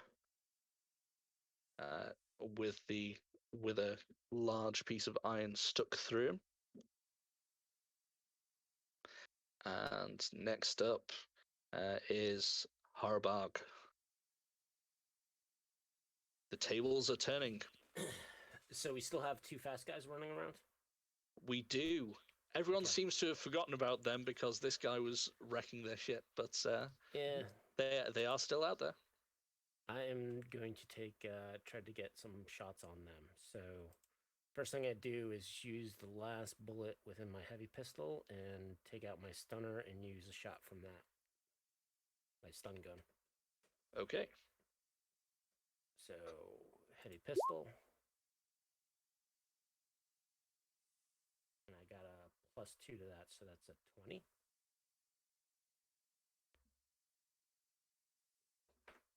That lands. Okay. Just gonna do 12 points. And then shoot the stunner, which is an 18. And is this on one of them in particular, or just Yes. the closest one to you? The one I've been shooting at, which I think is Vincent hit before too. Yeah. There's only one of them who's actually been targeted before. The stun gun unfortunately goes wide. Okay. Is that we got a +2? I don't know if that was redeemed yet. That was for the first shot. Oh, okay. Yeah, there was a +2 on Vincent's roll, and then there was a +2 on the heavy pistol. So they both landed. So again, this guy doesn't seem nearly as resilient as his giant friend. and he's starting to stagger. His movements are not nearly as quick as they were, and he's again looking less sure of what he's doing here and whether this was really a good idea. But he turns around and he's going to try and return the favor. So give me a couple of evasion checks, please.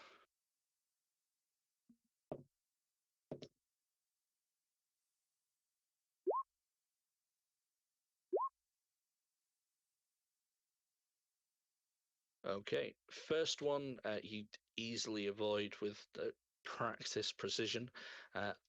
The second one, unfortunately, does land.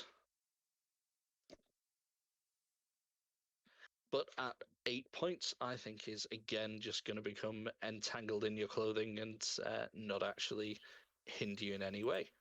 Yep. Cool. And the other that we have still running around who hasn't yet taken a shot.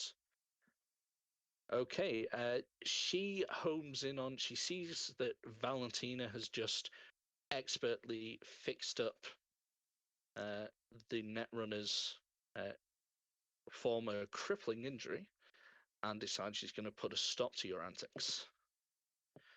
2 evasion checks, please.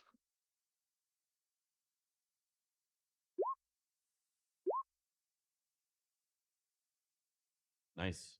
Okay, very well done. So the first one takes you a bit by surprise. You're still focused on you're packing up your med kit. So it does catch you. That's 14 damage from that first one. And then the second one, the pain from that first impact just sharpens your reflexes a little, and you realize maybe it's a good idea to get out of the way, and you duck down and let it go past. Okay, hijack. I In the past few seconds, you've been mauled and then immediately fixed up again. yeah. He's not liking this situation. Just getting some PTSD going on. But I'm gonna say this would be up to your discretion. Can he, as he's running to go to this access point, can he toss his very heavy pistol over to Valentina? It's loaded up with incendiary rounds, and he's just really pissed, and he wants some people to pay. I will let you, because you're trying to do multiple things at once. Give me a. Do we have thrown weapons? What's the skill? Too many systems, too many different types of skills. How about an athletics? Athletics will See how well I work can for toss throwing it. something. Yeah. Nice. Yeah, you throw that nice and accurately, and so it's not. There's no check required for Valentina to catch that should you wish. All right, so he's just gonna start moving towards this access point, and as he tosses this, it's basically like Hellboy's revolver, kind of how it looks almost. And he's just gonna be like, incendiary rounds, light them up, and then he's gonna go to jack in.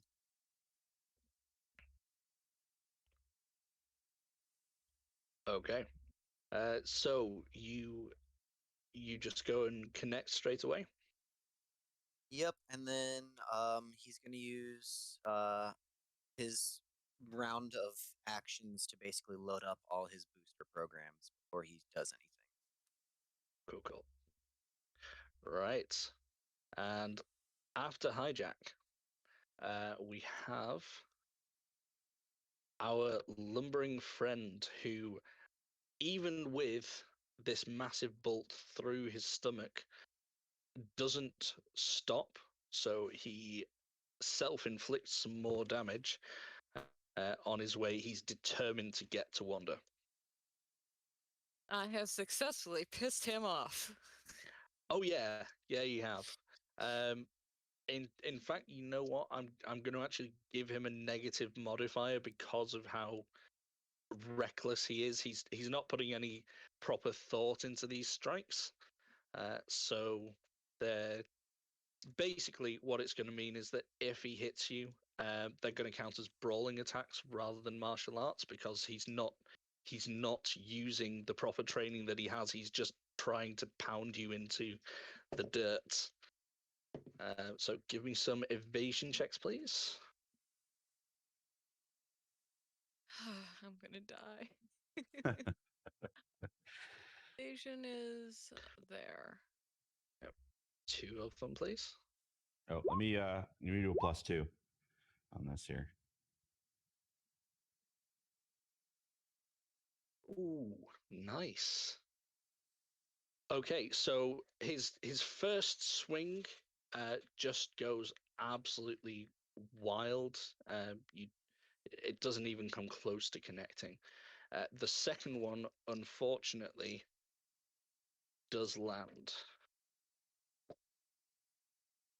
Thought I got a better roll on my second one. Oh no, I had slightly worse. Well, it's opposed by his attack as well, so you can be in that weird situation sometimes of just with how rules match up. Sometimes your better evasion will not get you out of the way. But yeah, it's his second one that does connect.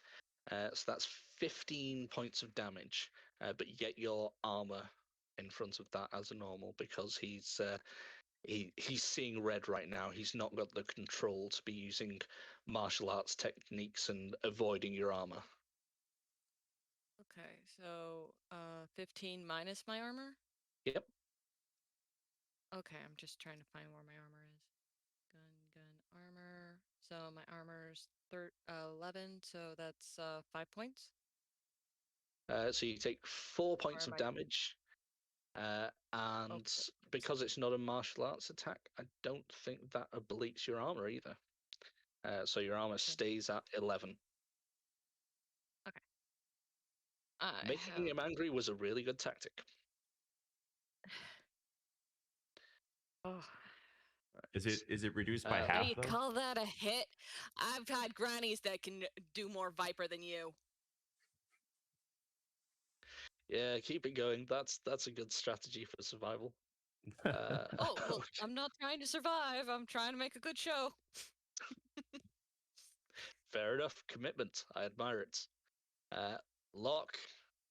So I had planned on trying a martial arts strike last on this turn, but it looks like the effect was already applied by the foreign objects. So I was wondering, since it's a separate critical injury that I'm trying to inflict, it's going to be cracked ribs, which also has a -4 to his, like, it basically if he moves more than 4 yards with broken ribs, then he gets the critical injury damage. So I was wondering if we could, those would stack. So okay. if you were to inflict that, then he would be taking a further 10 unsoaked damage every time he tried to move more than 4 meters. Okay. All right. So I guess I would let me check again how to do that. So I would run up to him and I'm going to try to do that maneuver here, which is instead of making 2 attacks with martial arts action, you can choose to make a bone breaking strike on your action.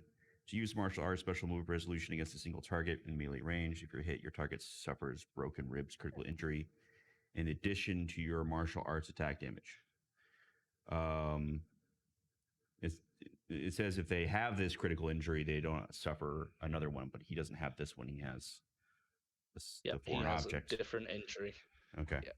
All right. So I will then take, I guess, a single attack.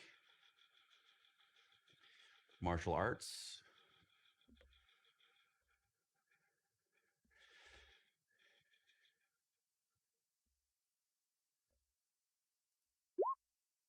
Oh my god, I miss. How did I Ooh. roll 0? How does that even work? That's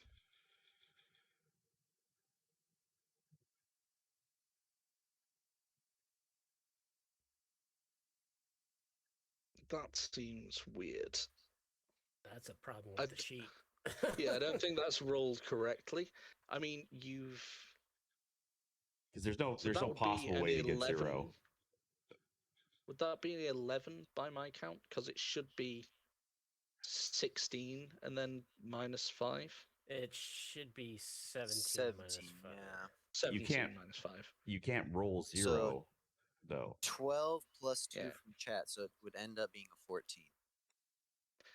Was my token selected? Yeah. Yeah, I think so. Yeah, I think it's an issue with the API for that particular skill. I don't think it's that like you did wrong. It's just not working the math right behind.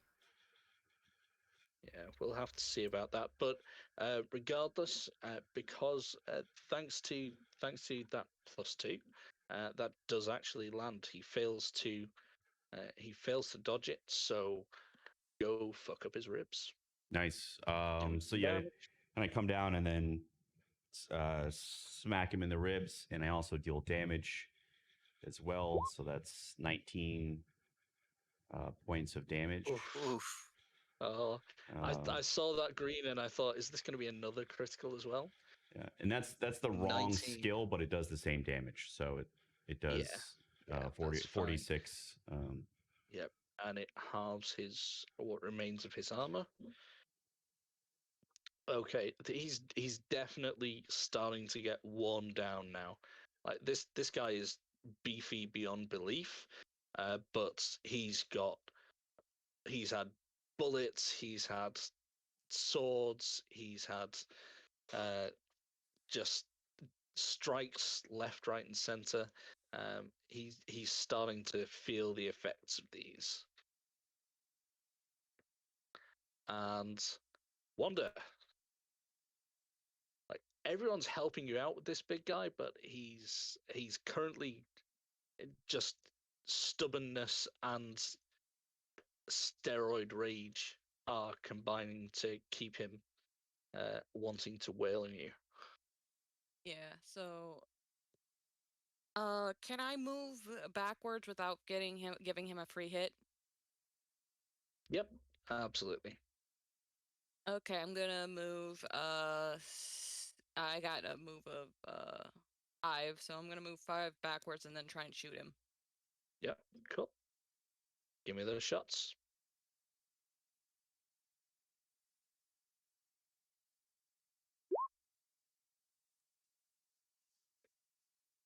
Nice.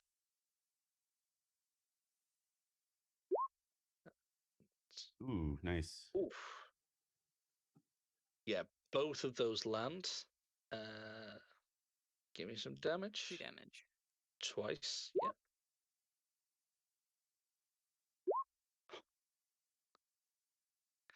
Again, lots of green, but no actual crits, unfortunately. But those bullets are starting to really sink into him. When it started out, the first few attacks that landed on this guy were just being deflected.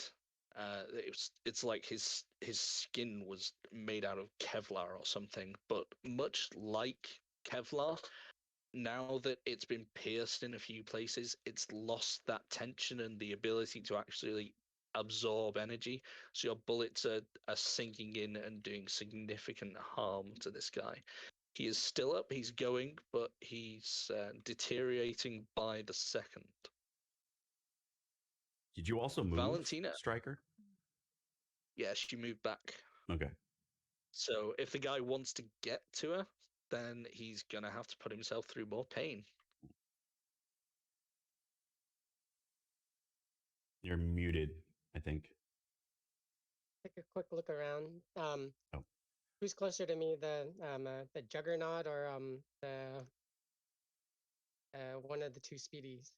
It would be the female of the two the two fast types who she made a bit of a detour to come after you after you'd fixed Hijack's leg, so she's quite close by if you want to take a shot at her. Alrighty, she's the lucky culprit. Or Mhm. so rate of fire is 2 on that one, right? I think it's a What? very heavy, so it's rate of Yeah. fire 1, but it's going to One. do more. It's going to do more damage if it Okay. lands, and 46 is the damage. Alrighty.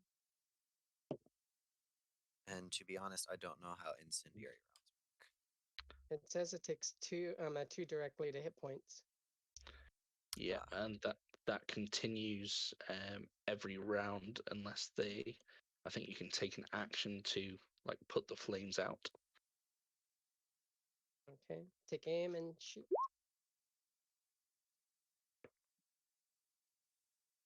Okay. Unfortunately, that flies wide. She's just a bit too fast for it, and it's you see the burst of a little phosphorus flash as it explodes against a wall on the other side. She's a quick one.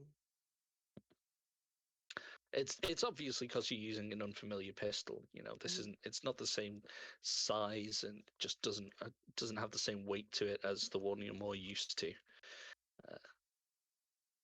Dram.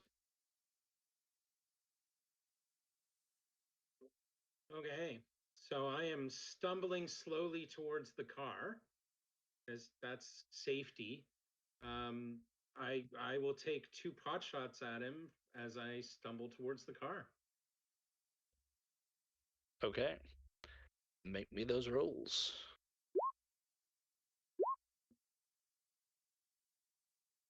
Both land. Give me some damage.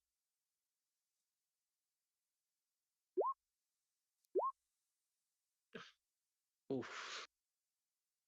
Unlucky on those. I mean, the second one definitely does. In fact, the first one does sink in a little now because his former armor is not what it once was. The second one does do a chunk of damage. You know, you take a knock out of one of his calves. But more importantly, you start making your way back to the car.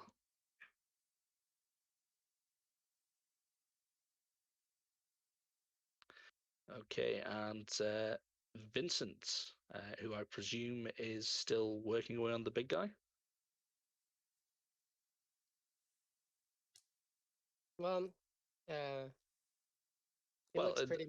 He's looking yeah. pretty messed up. So, like I call over as Valentina. I call over to Vincent and tell him to give me a hand with these 2 faster guys.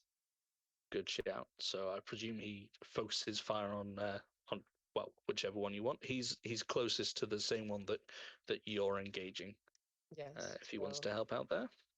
I'll have him shoot at the female. Mm-hmm.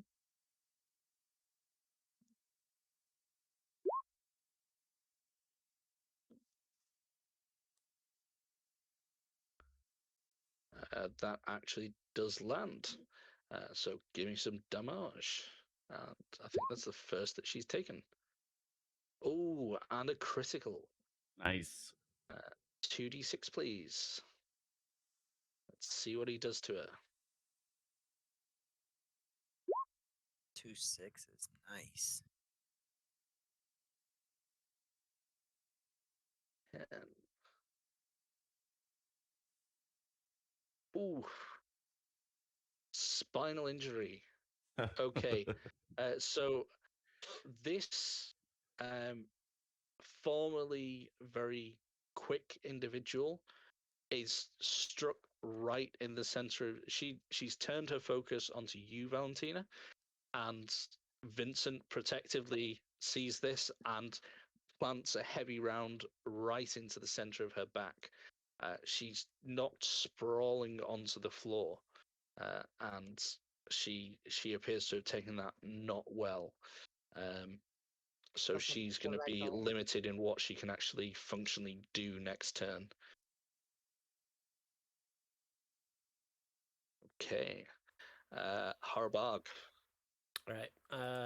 Now that I see she's down, I'm gonna be firing at the other guy with my stun gun. Mm-hmm.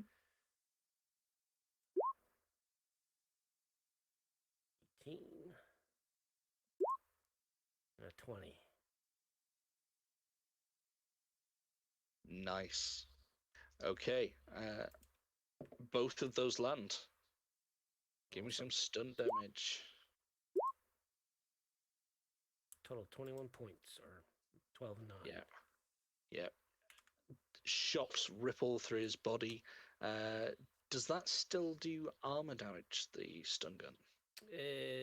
From what I see in the rules, armor still applies. Well, Does armor not still say- applies, but does it ablate armor as well? No, it does It's- not. Right. Okay.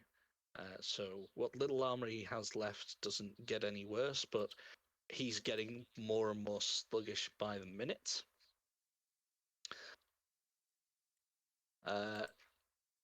So we have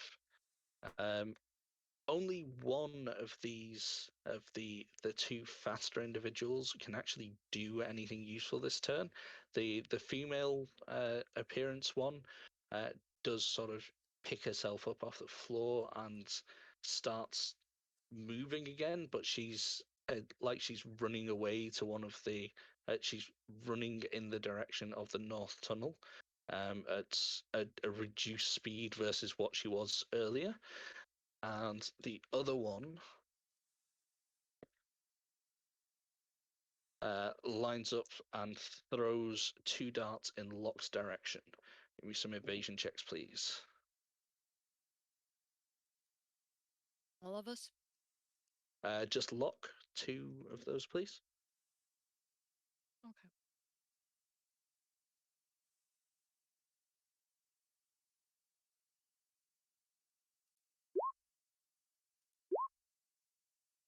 Nice. So the first one you see coming, and you easily just you brush it aside. You sort of wrap it in your armor jack, and it falls. It just twists itself up in the material and does nothing. The second one does strike into your chest. Oh dear. And that's another 9 for damage. So these guys have had very, very little impact on the battle. You know what? It's fine. It's fine. I mean, they're quick. They're hard to hit, and they Oh, can yeah. hit. They can hit us. Do pretty good at hitting us too, but they just don't have damage. Yeah, they're very good at annoying people. Mm. Okay. So hijack. You've got your programs set up. Everything's booted. You're ready to dive in. What do you want to do first? I am going to do a scan to see what the architecture is like. Or, sorry, a pathfinder. Pathfinder, yeah.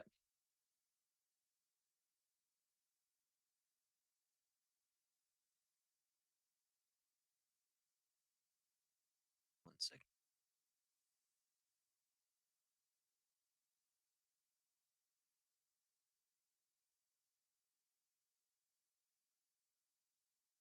Let's see. Okay, so this is just a flat roll. Nice. 15. So you can see only 2 levels to this. It's a very limited infrastructure. So there is one level immediately which has a control node on it, and then there is also a password to get down to the second level. There's no ice here. All right. I'm going to do a backdoor check on the password. My second action. Mm-hmm. Easily. This is some basic level subcontracted minimum effort like Netrunner who's just here on on a corporate salary. As long as the job's done, it's done. Has set this up, so it's child's play for you to walk through it. Yep, you get through that password. All right. And then I'm going to move. I'm gonna slide down to the second level. Okay. You slide down, and we'll cover what you see when we come to the next round, because that's your third action, I think. Movement. Oh, hang on. between- No, Yeah. movement is movement not is- an action. So you do have an action still. Okay. So in there, there is again no ice here. There is just another control node. Okay. I'm going to use my last action to see what this control node runs Okay. and grab control of it. Give me an ID. I think ID is the one I'm thinking of. This would be just a control. I mean, it doesn't matter because it's all going to just come up as interface with this, and it's all. This is these dice are just ridiculous. Okay. So another 13. Yep. You grab hold of this thing, and you can tell instantly that it's one. It is providing power to this control node. Actually, has multiple functions. So it's controlling what looks like a lighting system, which now you realize that actually none of these systems seem to be doing what they were supposed to do originally. It's very scrappy and messily overridden versus what was initially set up. So there's a lighting system, which is some form of aftermarket addition, which is not. It wasn't part of the original architecture. There is some form of pumping system as well. So it's attached to numerous industrial pump and gate systems. Presumably, it doesn't take a genius to work out that that's probably part of what they use to keep this area clear of any sewage. And then there's a single. It's not identified, but it's a single power feed, which is to something that's currently drawing a lot of power. You don't know what it is. You don't have control over whatever it is at the end. You just know that this has been set up to divert power to that wouldn't normally be supported on the grid. It's channeling electricity to one single outlet of some type in the near vicinity. You can't really get a physical location, but you can tell from the power draw and the loss that there's not much physical distance. It's somewhere around here, whatever it is that it's powering. All right. Cool. And at this point, the mountainous figure, still red in the face, blood running from a dozen different wounds at this point, rage burning in his eyes. He doesn't seem to care about everything else that's being inflicted on him. Somehow Wanda really struck a nerve, so he just continues his relentless charge towards her, and then he takes about 4 steps, then 5, and it slows, then 6, and it slows again, and then 7, and then his 8th step, he just collapses down onto one knee, and then hugging his chest, he crumples down onto the floor. Basically, you guys have got him down low enough that those 2 criticals, when he continued to try and run, they finished him off. Nice. And he was just too enraged to have the sense to to slow down, and he thought he could just power through it. Good shit. Ooh, and oh, that's so sad. You couldn't even keep it up. Bye, boy. Oh, nice. Mocking the dead, or the dying, I suppose. Hey, the bitch slapped me. He gets what he deserves. Oh yeah, I'm not saying it's not well earned. And Locke, you're next up. Is there any of them There- within? There are within shooting range, both of them. Within melee range, what is your move actually? I think it's only I 5. seem I think. right. Okay. So if you wanting to use melee, then you're on the male, who's taken more damage. All right, so The female has taken a couple of good shots and has decided that things aren't going their way and has headed for the north tunnel. all right, so I'll head for the guy, and then I will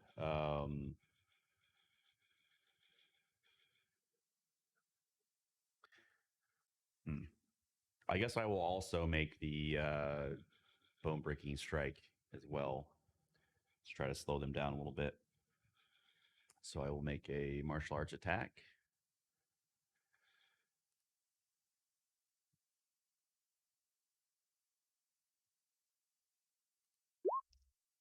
I don't know what's going on with this. Okay, so that should be a 24 by my count. Is that right? Yep. Yeah. So that like this guy is still amazingly quick, but you are quicker. So you land that strike. Maybe I need to refresh this thing or something. Because I'm just rolling zeros. Well, that's you've rolled the. Or do you need to roll for the effect after landing the attack? It's the damage. So that should have been. Did it not do damage? Yeah, I was looking at the rules for martial arts. They're very odd. Like, it seems like you're supposed to use brawling before you use martial arts. It just depends on what form you're using. So some of them you do use brawling, but this one is just smart. It's so bone breaking strike is you make 2 attacks. Wait, let me see. Yeah, you just make a single attack rather than making 2 attacks, and you roll damage for that, and then apply the critical as well automatically. So you could potentially, I suppose, get 2 criticals because you could roll a natural one from the damage.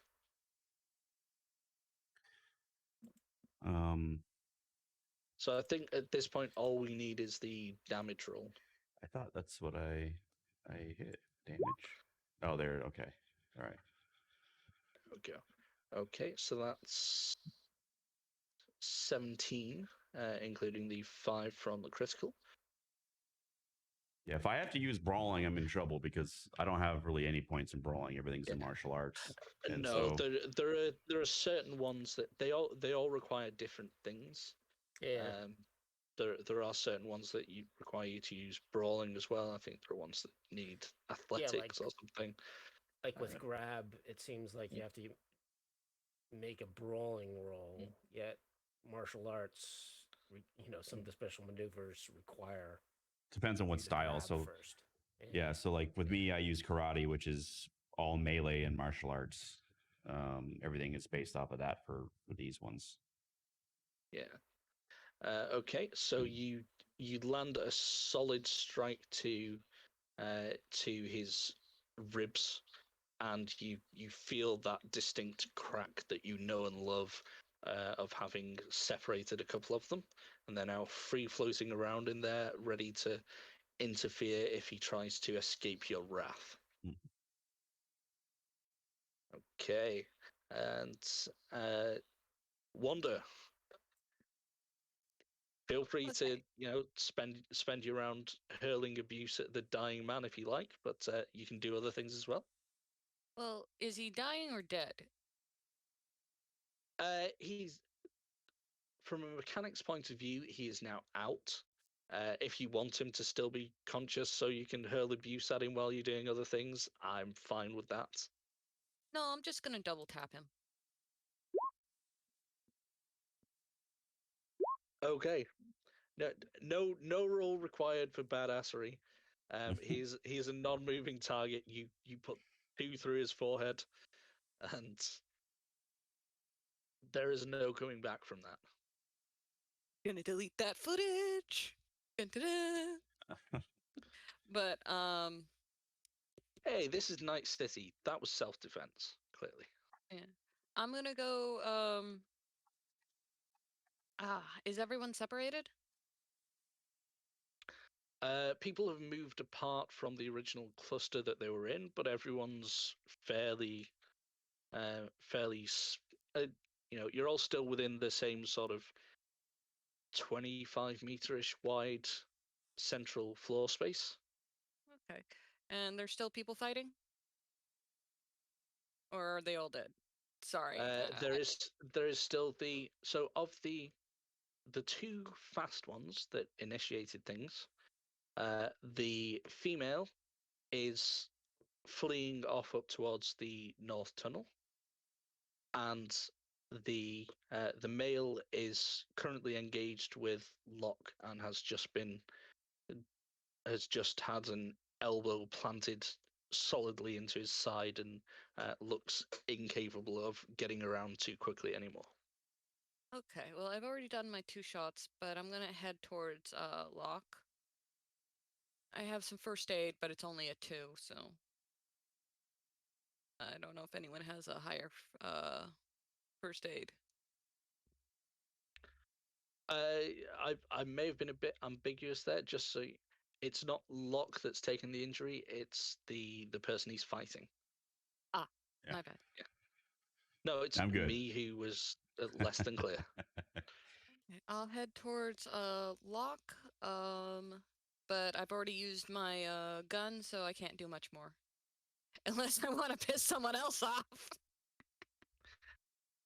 Rolling to could piss do that. someone off, I feel like it should be a combination action that you can do. So if you want to, I will let you ponder that while Valentina goes. So the one who was targeting you is in the process of scarpering. You could shoot her in the back if you wanted. And Definitely.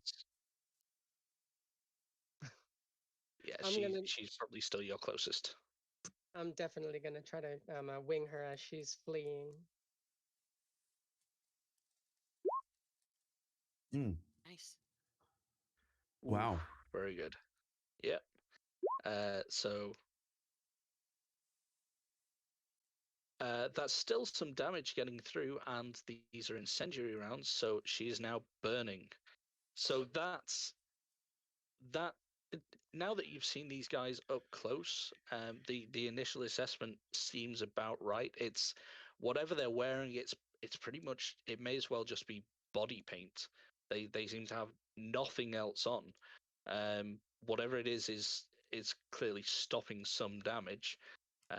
But now that whatever material it is, whatever skin tight polymer is covering them, is starting to be incinerated as you just plant around into her shoulder, and then you see like white hot fire spread out from there and start to engulf across her shoulder and back. She is not happy.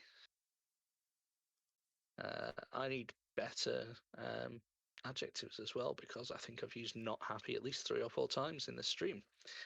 Dram, you were well on your way back towards the car, I think, last time we checked in with you. How are you feeling, buddy? I think I need pudding. I'm just gonna continue to go to the car. Pudding. There might be pudding in the car. Yeah. Dramming his brain injury, you know. Okay. You can get into the car and go for pudding. But he's not going to It go into seems the flats in the back looking for pudding. I mean, it's your car. If you want there to be pudding in there, that's entirely reasonable. Yeah. I mean, you're not on the highest lifestyle, so it might be kibble-based pudding. So it may taste like oatmeal and feet, but it's still called pudding. It has many healing properties. I'm sure it does. In fact, I'm sure if maybe slathering it on your wounds would be safer than ingesting it. It might have more nutritional value that way. They're all internal injuries. They're blunt force trauma. He got jugged pretty hard, so I'm pretty sure. Fair point. Very, very fair point. And Vincent. Vincent is next up. Plug her again. Go for it. Nice dice. Yep, that lands. And oh, critical hit. Give me those 2d6.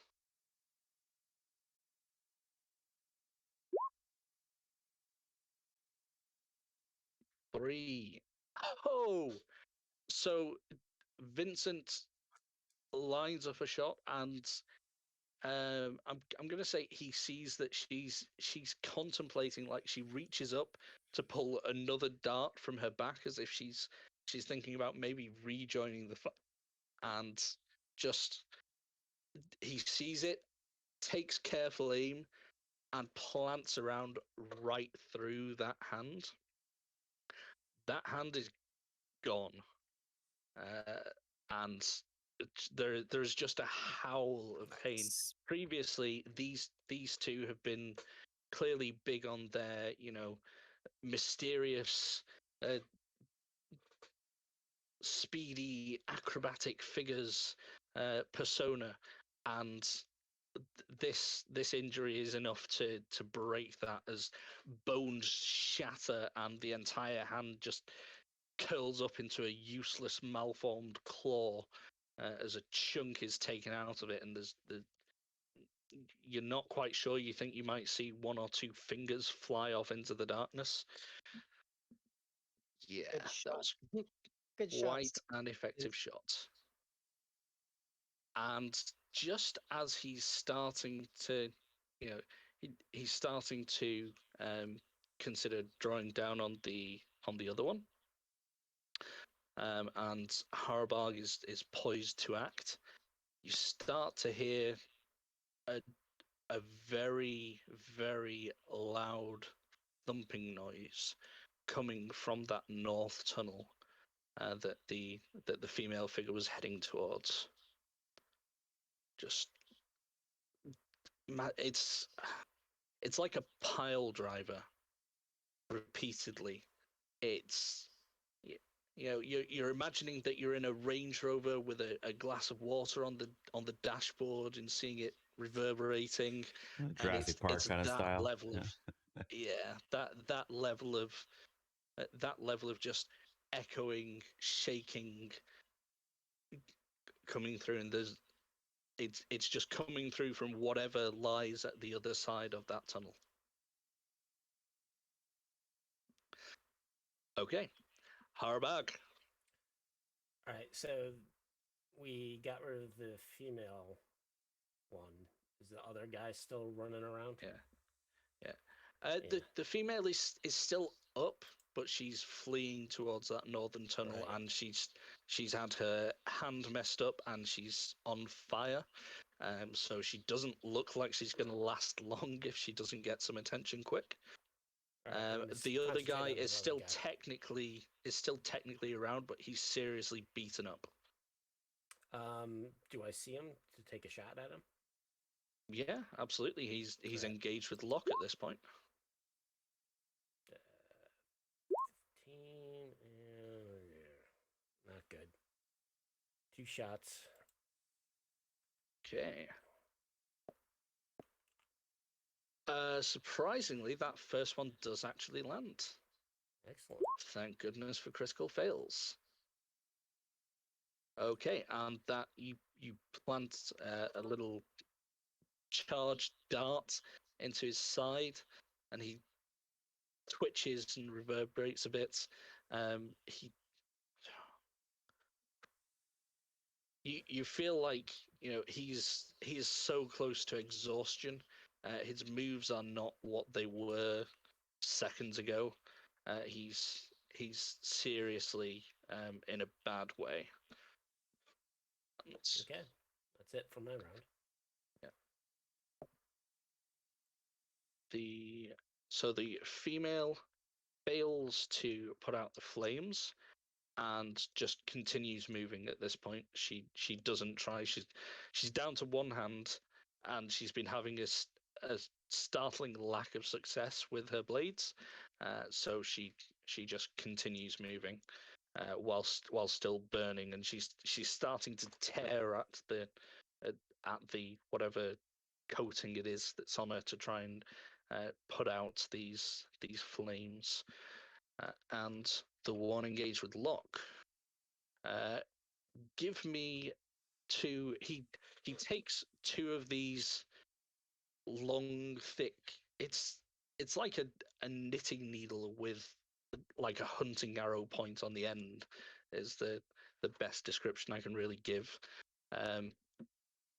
And he takes one of these in each hand and just tries to impale you. Tries to plant them in you. Give me a couple of evasion checks. Nice. Yeah, both of them just batted aside easily.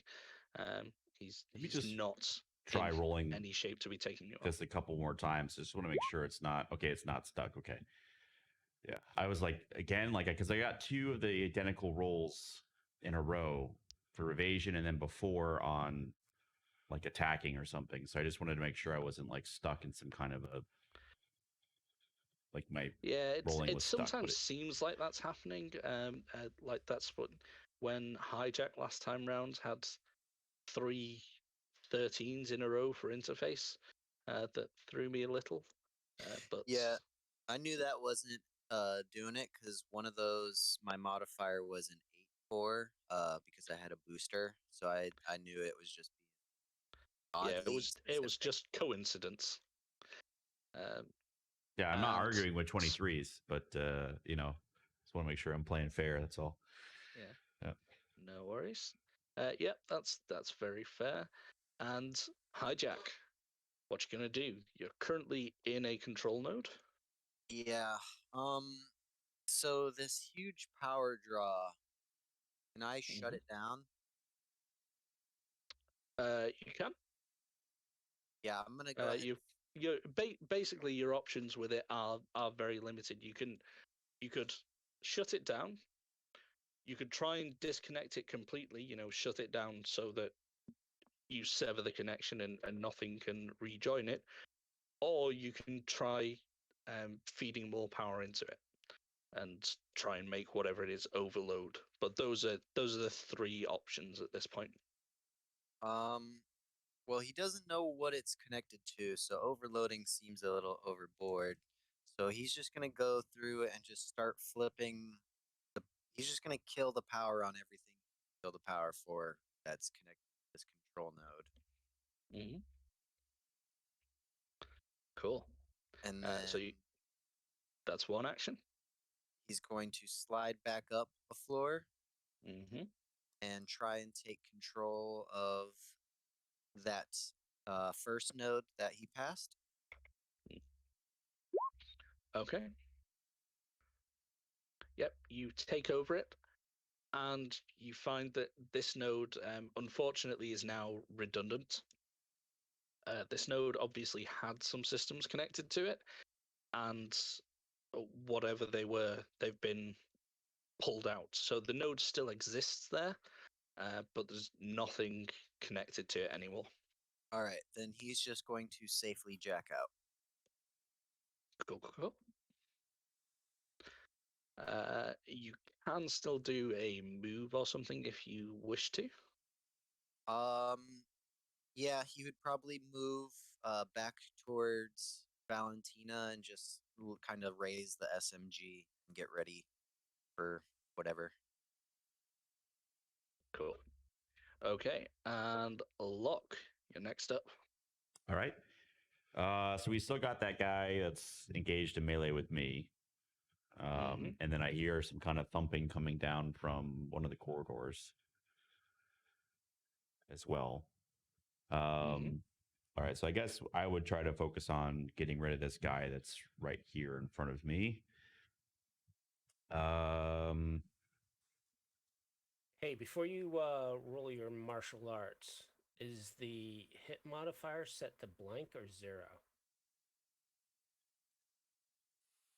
0. 0? Okay.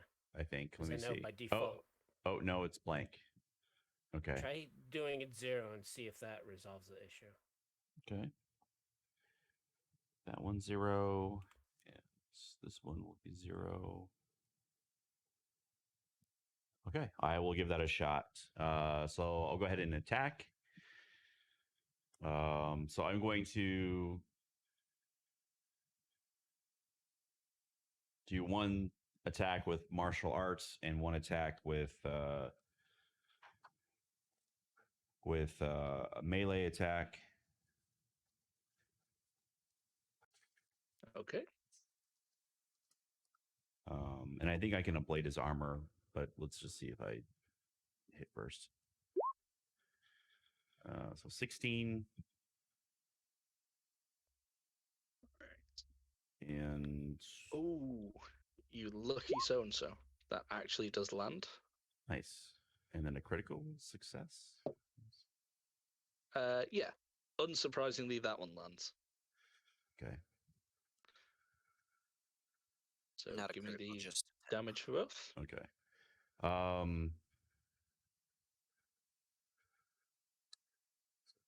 Damage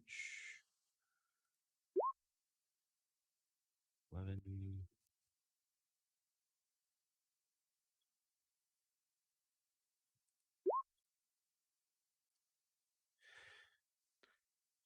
Okay. And then Okay. his armor is I did a armor ablating strike or something. And his armor is reduced by additional 2 points if he has any. Cool. Well, you're looking to shred away the last vestiges of his armor. It's this sort of tough polymer coating that they've been. It's like it's been sprayed over them. You know, like they've just been covered in like a thicker version of like liquid latex or something. some flex Uh, seal. Yeah, whatever it is, it was hampering strikes, but it's been torn and shredded away, and these attacks just rip the last parts. This guy's like half naked at this point. Not that anything was left to the imagination anyway, when he was basically spray painted. But you're just shredding chunks off it now, and it's useless. But that's not his main concern. As you finish him off, how do you put him down? So I guess I would kind of come down for a low strike as a kick, which kind of knocks him to the side, and then just come up with my katana and decapitate him. What's up? Cool. Right. One decapitated person. And Wanda. Okay. So that was like the last guy because the girl was on fire and he like has some ribs cracked in his chest. Yeah. So the last person is the female who's on fire and is still making for just about to go into that northern tunnel. Okay, well, I'm gonna try and shoot her. It's probably a little far, but might as well. Okay. Give me 2 shots. Both of those are going to land. Nice. So, yeah, give me 2 lots of damage.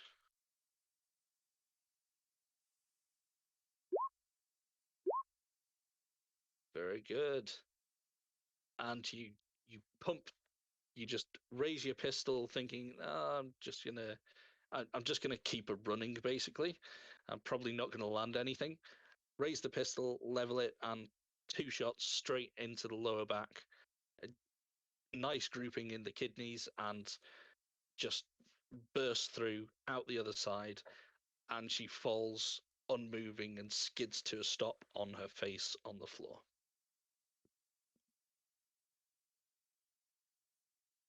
Now that that's taken care of, Harbog, did you need some first aid?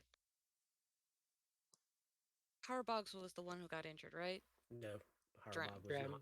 I keep on mixing the two of you up. Sorry. Yeah. Graham has gone back to his car.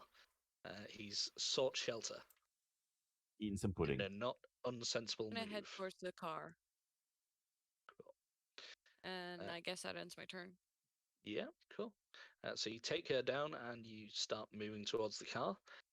Valentina, you're suddenly in a target-poor environment, but there's definite noise coming from that north tunnel. Mm. Instruct Vincent to drop back to where I am at and kind of like back away from whatever sound that is coming in our direction. Kind of just Cool. regroup and brace for what's coming. Okay. So by my last count, you were in the right-hand tunnel, so I'm guessing that you both sort of you take up positions at the edge of the tunnel where you've got cover, so you can see what's coming towards you. Mm-hmm. Cool. Dram, how's the pudding? The pudding is good. Not so sure my brain is working yet again. So there's still just lots of noise coming from the north tunnel. Does it sound mechanical, like a machine, like very rhythmic, same timing, or? Yeah, since you've asked that question, I'm not going to make you do any sort of roll for it. Yeah, you can. The regularity of it, you don't think it's anything natural. You think that's definitely a machine, and whatever it is, because you're focusing on it, you can tell it's not just something operating in the next room over. It's something that is getting closer. It's approaching down that northern tunnel. All right, I will shamble back to the big throwing machine. Good call. And I presume you're going to start trying to get that reloaded and ready for whatever may come. Yep. Cool. Vincent comes over and sets up as Valentine has instructed him. So he's basically going to hold a shooting action ready to fire if you tell him to. And then starting to those who are in the central area start to see the cause of this noise, and approaching down this large northern tunnel is, you'd be completely weirded out by this if you weren't familiar with some of the companies and their offerings in the time of the Red. It's you will never have seen a natural version of one of these, but you know what it's supposed to be. It looks, to all intents and purposes, like an elephant, but it's mechanical. It's like a piece of heavy plant machinery, quadrupedal, and moving at quite a rapid rate, just planting one massive heavy foot after the other. And you know that these are actually, there's a company called Zarafa which produces a few types of heavy machinery in these sort of styles. It's part of it's a style thing, part of it's an actual functional thing that they model some of their heavy machinery on animals which are good at certain tasks. And this is literally construction machinery which is modeled on it's like a heavy duty forklift and battering ram and many other things that you just need a large heavy object that can move other large heavy objects rolled into one, and it takes the form of a mechanical elephant, and it is a one robotic elephant stampede which is making its way quickly down that tunnel towards you. You can see the speed that it's moving at and the weight that it's carrying. It's actually crushing and shattering the brickwork and the concrete underneath it in the tunnel, because this machine shouldn't be moving. You'd guess it's probably, even though it's just come around the corner, it's probably already reached in excess of maybe 20 miles an hour, and it's not a light thing. And you can see up on its back, there is a figure in a with a distinctly female silhouette in a long red tailcoat and top hat, carrying what looks like a massive whip, and just standing atop the back of this thing. Master. And it's charging, bearing down on you. Now it doesn't reach you yet, but it's gonna hurt when it does. Harabag, you're up next. All right. So, with that description, is there any like handholds along the side of the tunnel that this thing is coming out of? Handholds. So what I'm trying to do is get positions where I could launch myself onto the back when it comes through that tunnel, and take on the rider. I'm absolutely at home for that sort of action. Okay. Yes. You know what? Go for it. You will.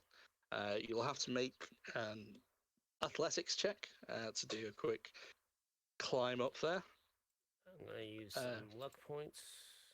But with the speed they're coming at, it's not even a wait for it. It's basically you can climb it. It's more akin to the speed you need to do it at. It's more, you're talking martial arts movie. You're gonna run up the wall and leap off it and onto the back of this thing. On Okay. the back. Yeah, that's absolutely gonna. It was not the easiest task, but that's gonna clear it. Yeah, you land up there and you are face to face with this enraged individual on the back of her mechanical war elephant. Okay. Was that my movement or was that my whole action to do that?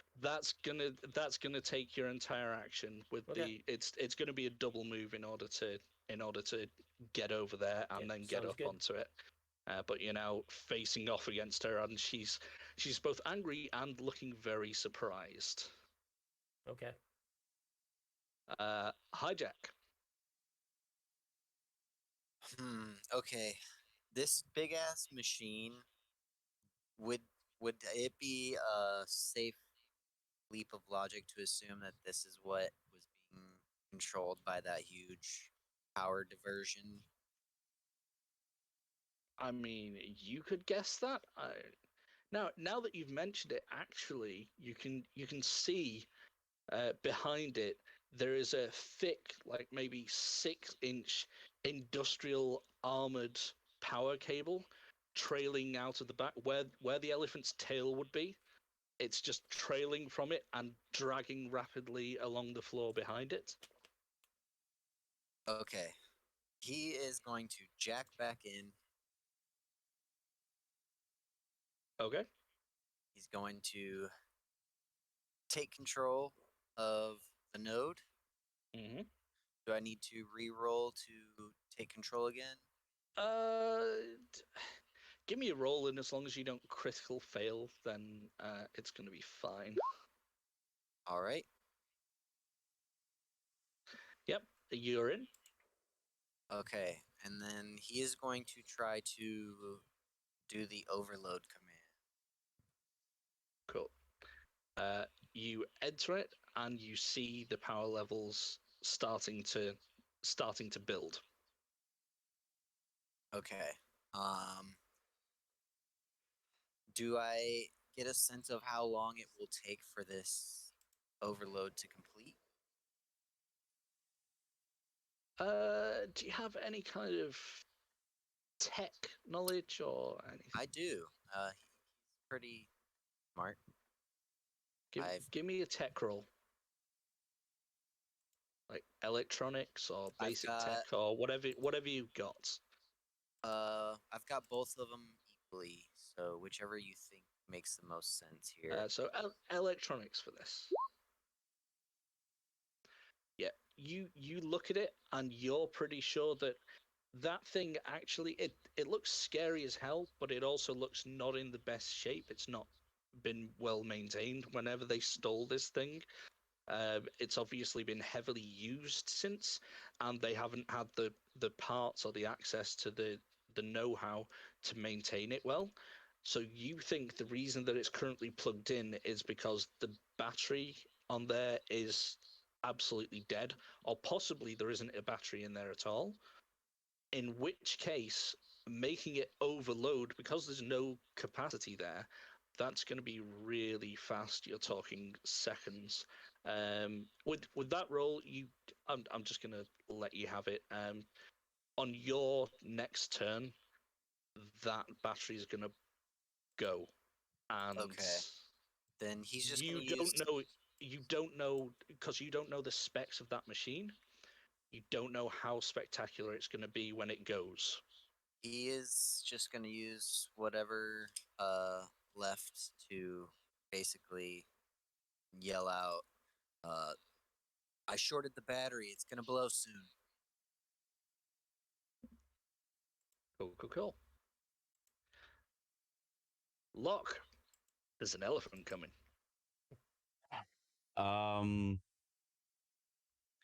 Yeah, I guess I would take my submachine gun and swap the mag for armor piercing.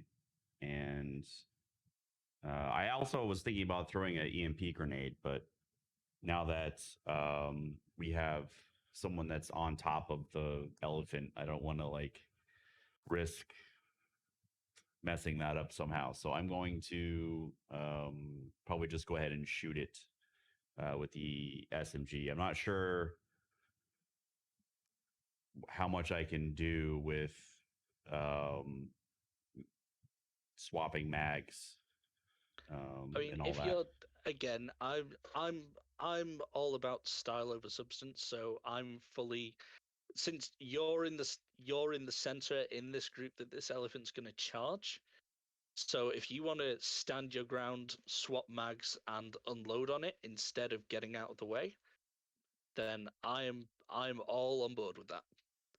So yeah, you can change mags and then unleash hell. I guess I didn't consider that I'm in the direct line of a charging elephant. As much as I'd like the theatricality of it, I don't think my character would imagine that he can just stand in front of a charging elephant and not run any risk. I mean, it's going to take more than a few rounds, I think, to sink it. So I'm going to, on second thought, in that case, take my action as to move and change out my mag and so I'm just going to move to the left out of the way, or whatever direction somebody else isn't. So I don't want to be standing next to somebody. I want to be away, however we're arranged. So that's the right, Yeah, left, cool. whatever. Yeah, you run off to the side. It's again, I'm not trying to be more of a dick than I have to be, so I will let everybody have that information. If you're in the path of it, I will let you know you're in the path of it, and you can also probably tell that this thing is not going to be too sharp on the cornering. So if you get out of the way, like unless you yourself are crippled movement wise, you're going to be able to get out of the way with it if you so choose. So you've changed mags. Wanda, speaking of people who are in the way of this, you'd estimate about 25 miles an hour, maybe 20-ton piece of machinery that's bearing down on you. You're definitely one of those that's in the danger zone. Okay. I move to the side, like close to a wall or something that's out of the immediate direction, because I don't want to Okay. die. Cool. You can do that easy enough. You're fairly quick. You still have an action. That's just your move. Okay, so we have one guy on top of the elephant, so probably shouldn't be shooting at the elephant. I mean, I think I'm gonna do. it's an elephant. It's you hitting it and not hitting your friend is not going to be a problem. I'm gonna use perception to see if there's any obvious weak spots.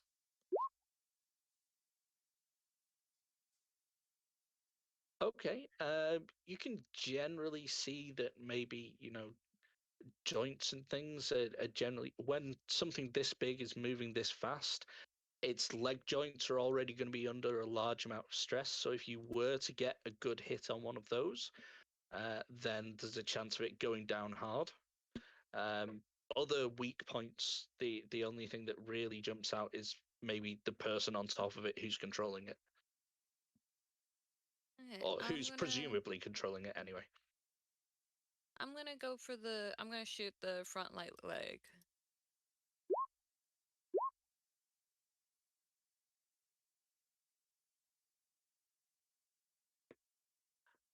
Okay, so we're going to call that a called shot.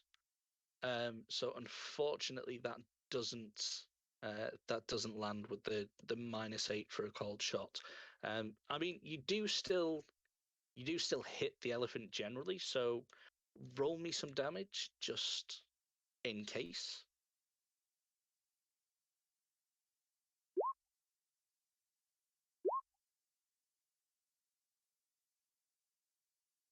Yeah. Unfortunately, you're sinking these rounds, and they're pinging off. You can see them just skittering off and burying themselves into the sides of the tunnel. I mean, you think they're probably having some effect, but you feel like it would take a lot of rounds at this caliber to really do anything noticeable to it. Valentina. And then I give this elephant a wide berth, and we try to break around it, kind of skirt around it towards where it came from. That female got is still getting away, right? Or was she down? She's now down.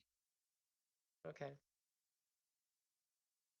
You can still skirt around to try and get into that northern tunnel, because you're currently on the the room is circular, and if it's north, you're currently in the eastern at the mouth of the eastern tunnel, so you can skirt around the edge. That's no problem. Okay. Cool. And so Vincent does that with his held action with you as well. Dram.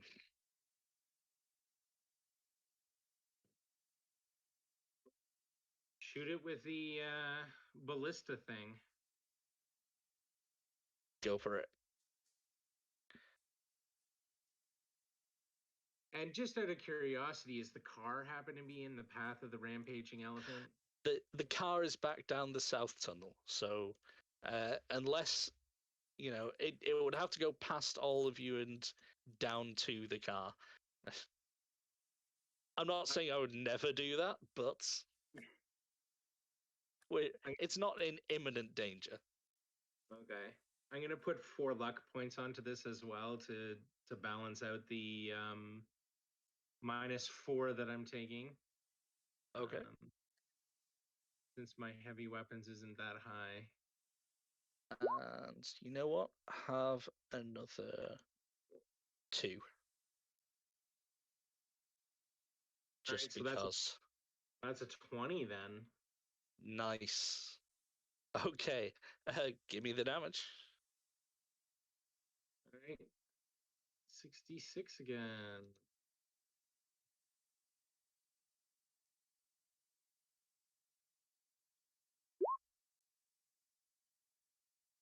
Ugh. Okay, that seems to take a significant chunk. Like it lands in the upper, like what would be a shoulder, in human comparison. So it lands in there, and there's a significant portion of damage there. But you don't seem to have hit anything vital. It's still coming on just as fast. Okay, and Vincent. I'm going to instruct Vincent to shoot at that cord. Okay. We're going to call that a cold shot. So give me a single attack roll for Vincent. I think he's on a very heavy pistol anyway, so. Yeah, he doesn't have any luck per se to use.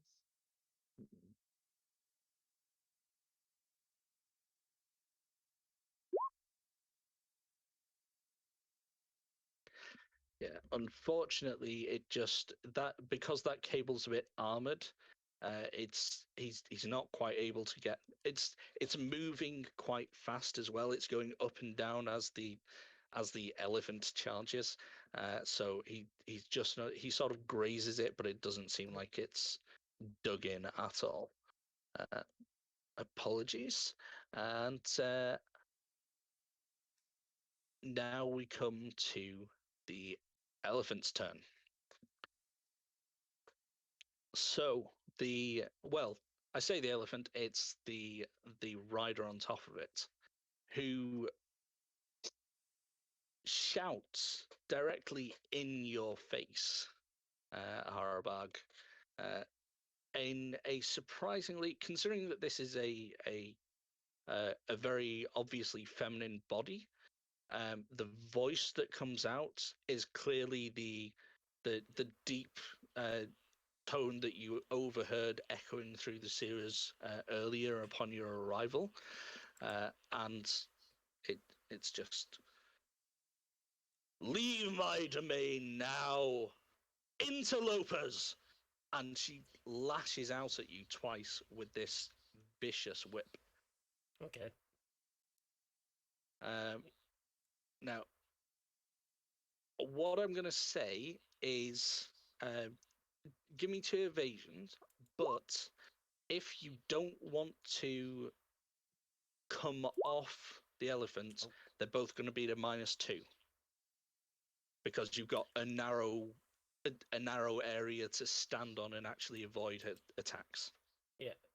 You're actually going to be a -3 on those rolls because my luck point was apparently still engaged. I am not jumping off yet. Right. Okay. So So the 15 and a 12. Okay. So the first one snaps past your head. You just nimbly dodge aside as you see it coming, and the second one, she whips into your ankle.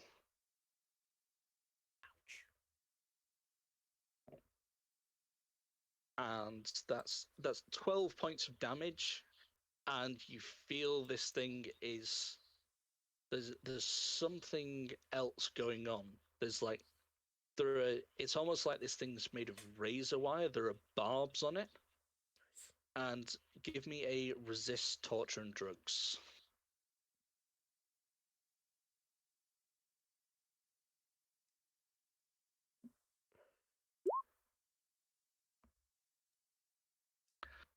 Okay, and you feel that, and suddenly, like it's a relatively minor injury for you, but you can feel like a burning sensation, and suddenly you're getting very, very dizzy, and it's there's something weird going on, and you know enough about combat to know that there was probably something else involved, some sort of chemical involved there. Okay. And you don't feel like it's getting the better of you, and you better get to a safe position, or you're going to be at her mercy. Okay. And speaking of which, it is your turn. All right. I unload 2 shots from my stun gun, and then I'm jumping off the elephant. Cool.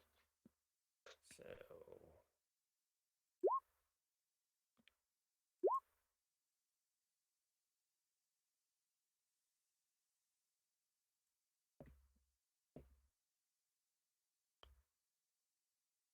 Okay, and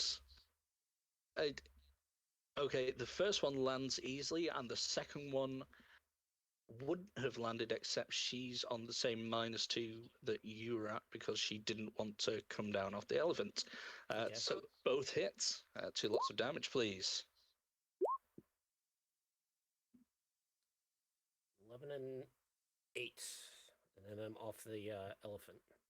Mm-hmm. Both of those seem to have an effect. There is some form of resistance there, but it's not very heavy. It's not combat grade armor that she's got. Uh, okay, so you dive off the elephant and roll and smoothly come up to your feet, even though you're feeling woozy, and you can feel the effects of whatever she put into play there starting to take over you. And then at that moment, we come round to Hijack's turn. So, as promised, let's see what happens to El Pachyderm. Oof. Okay. Well, it's a good job everyone moved out of the way. As suddenly the rider on top looks down as she sees the entire thing begins to glow. It's incandescent. It's like if you've ever seen a fuse burning itself out, or a light filament, and you can just see that orange glow growing and showing throughout the structure of this thing's torso and head. As the power just there's no capacity there, and that massive power line, which is designed to quickly charge up a piece of heavy industrial machinery, is suddenly feeding into nothing. There's nothing there to take it, and it's just burning through the inside of it, and it hits the chemical store that was previously a battery, and there is a nasty explosion, and there's no coming out of that. The figure on top is torn into multiple pieces. There's one that goes to the left, one to the right, and an arm hits the ceiling. The head, you don't even see where it went. It's obliterated, and the entire area around it. Oops. Everybody takes 7 points of damage. I don't think that should actually. Well, everybody apart from Dram, because you were further away, takes 7 points of damage, which I don't think gets past most people's armor, just from random bits of shrapnel, bolts, scraps of the plating from this thing just fly throughout the room. It's like it's like a giant quadrupedal claymore mine has just gone off in the center of this space, and thankfully you are all at the edge of its effective range. And at that point, pudding indeed. At that point, I'm not going to, because we've gone a bit long, because I may have made this a bigger when we didn't get through this in the first one, I made it into a slightly larger combat encounter, so that you guys could have a nice relaxing fight. So that is the end of the threat down here. You have taken out everything. You can make your way through to that northern tunnel leads straight through to another room in which you can find various supplies which have indeed been. There's not everything that they've ever stolen there. It becomes clear you find more sort of elaborate lighting rigs and racks of ridiculous clothing and outfits. These people have been indulging their fantasy of being some sort of world-class circus, and they've been ripping off various companies' consignments in order to fund it. So yes, technically the things that they've bought with those funds, once they've fenced things, did cost them a lot of money. They're the sort of gaudy rubbish that really doesn't have any resale value to a significant degree, unfortunately. Also, it all tends to be very closely and anatomically fitted, so you wouldn't have to just find someone who wants a blue star-spangled posing pouch, but they would also have to be approximately 8 feet tall, but with a waist that's around 15 inches, and generally most of this stuff would not fit anyone of normal proportions, so it's going to have limited resale value if you want to try and recover it. But you do find the more recent goods which have been jacked and not moved on, and that's exactly what you were there to find. So you'll get the full payment as discussed, and Grigori will be Well compensated. very, very pleased with my friends. Ah, you've done excellently, and with these stories of robotic elephants and whatever else, whatever nonsense you've been drinking, did any of you have cameras running? Because that would be fantastic. So does anybody make a habit of having anything like a body cam or anything running? Both of my eyes are cameras, and they run all the time. Cool. Because if you're willing to part with it, then Grigori will give you all an extra bonus for that footage. If you want to still use it for any report or anything that you're making, that's fine. You can keep it. He wants it essentially for he puts together annual highlight reels for his parties, and when he sends people out on weird jobs and they go sideways like this, then he likes to put together, his bloopers, and his version of a blooper is someone being force-fed a grenade and exploding hilariously. But the antics that went on definitely fit in the category of things that would interest him enough to show to his friends at parties. So he will stick an extra bonus in there if you're willing to share that footage with him, and I'll stick that in the Discord group for you later. So there's plenty of time to. They'll also corporate will cover the medical expenses for getting your nasty little head injury patched up, Dram. So they do. They're a caring company. Rockland look after their subcontractors.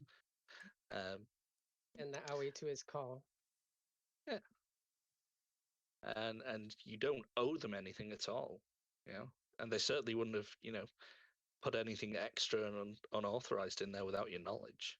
That would never happen. Absolutely not. But anyway, so we are at an end. We have run a bit longer than intended, but now that my connection is back, I sort of wanted to make it up a bit to you guys, and hopefully we will not be having those problems ever again. So we'll be back to a regular schedule. So thank you all so much for playing and for bearing with my utter bullshit. I hope it was at least enjoyable bullshit for the most part. Thank you guys for watching and for playing along and chatting along with us in Twitch. It's always really appreciated. If you want to get involved in games like this, or if you want to run your own, maybe more sensible and down to earth Cyberpunk games, then join the community.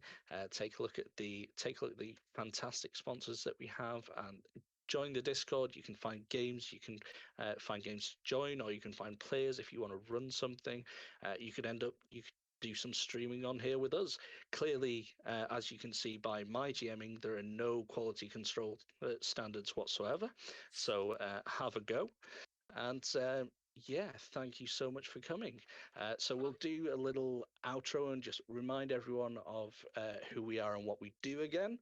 And starting back down at the other end. So Locke, you were last when I started, I think. So you go first. So I'm Burrow's Forge. I do blacksmithing, beekeeping, falconry, and brewing live on Twitch. Actually, just yesterday we made a hose water hard seltzer, which I'm brewing, kind of be a hard or a White Claw clone. I don't know if you guys have White Claw out there in Britain, but it's a popular drink here in the States.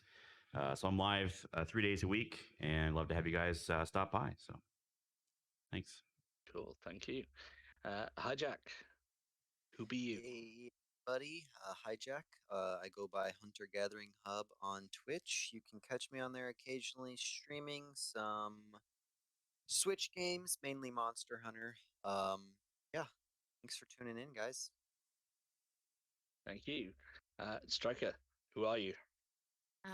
I'm Ariel. I'm Sandbrad on YouTube. I do some poetry stuff. But besides that, I do some streaming under Gray's Lovely Ladies on Twitch. But besides that, I don't do much. Cool. And Valentina. I'm Raven. You can find me on Instagram at unapologetic Pierce Raven. I'm a massage therapist and skincare professional. Thank you. Harbug.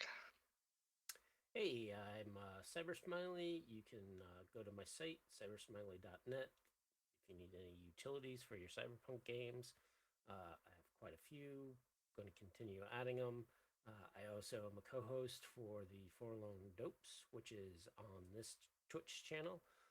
This week on Wednesday, we're going to be doing we're going to have a special guest, and that's going to be Seth Skorkowski. If you ever heard of him, he'll be joining us for this event. Cool. Thank you. And Dram. I am the Graphite Dragon. You can find me at thegraphitedragon.com. Mostly a writer. You can also find my book on Amazon. So you can be one of the 3 people to buy it. Enjoy. Awesome. And as always, I am Matt. I am GM Reservoir Panda, and I do various silly things. I do some Cyberpunk GMing and various other games that, again, now my connection is back to a, first world state. I can get back to running numerous other, it tends to be more niche games. I don't really stream D&D and things, but other things that interest me, like Fallout, Slay Industries, other games that whatever I feel like doing and people seem to have an interest in, and I can get a nice group for. So thank you so much for watching us. As always, check out all the links which are below on Twitch or on YouTube. Take a look at everything that is on offer there on Cyberpunk Uncensored. Thank you to Rob, who organizes all of that and is the driving force behind it. Thank you again to my players, and yeah, everyone stay safe, and we will see you again next week. Have a good night. Bye. Night.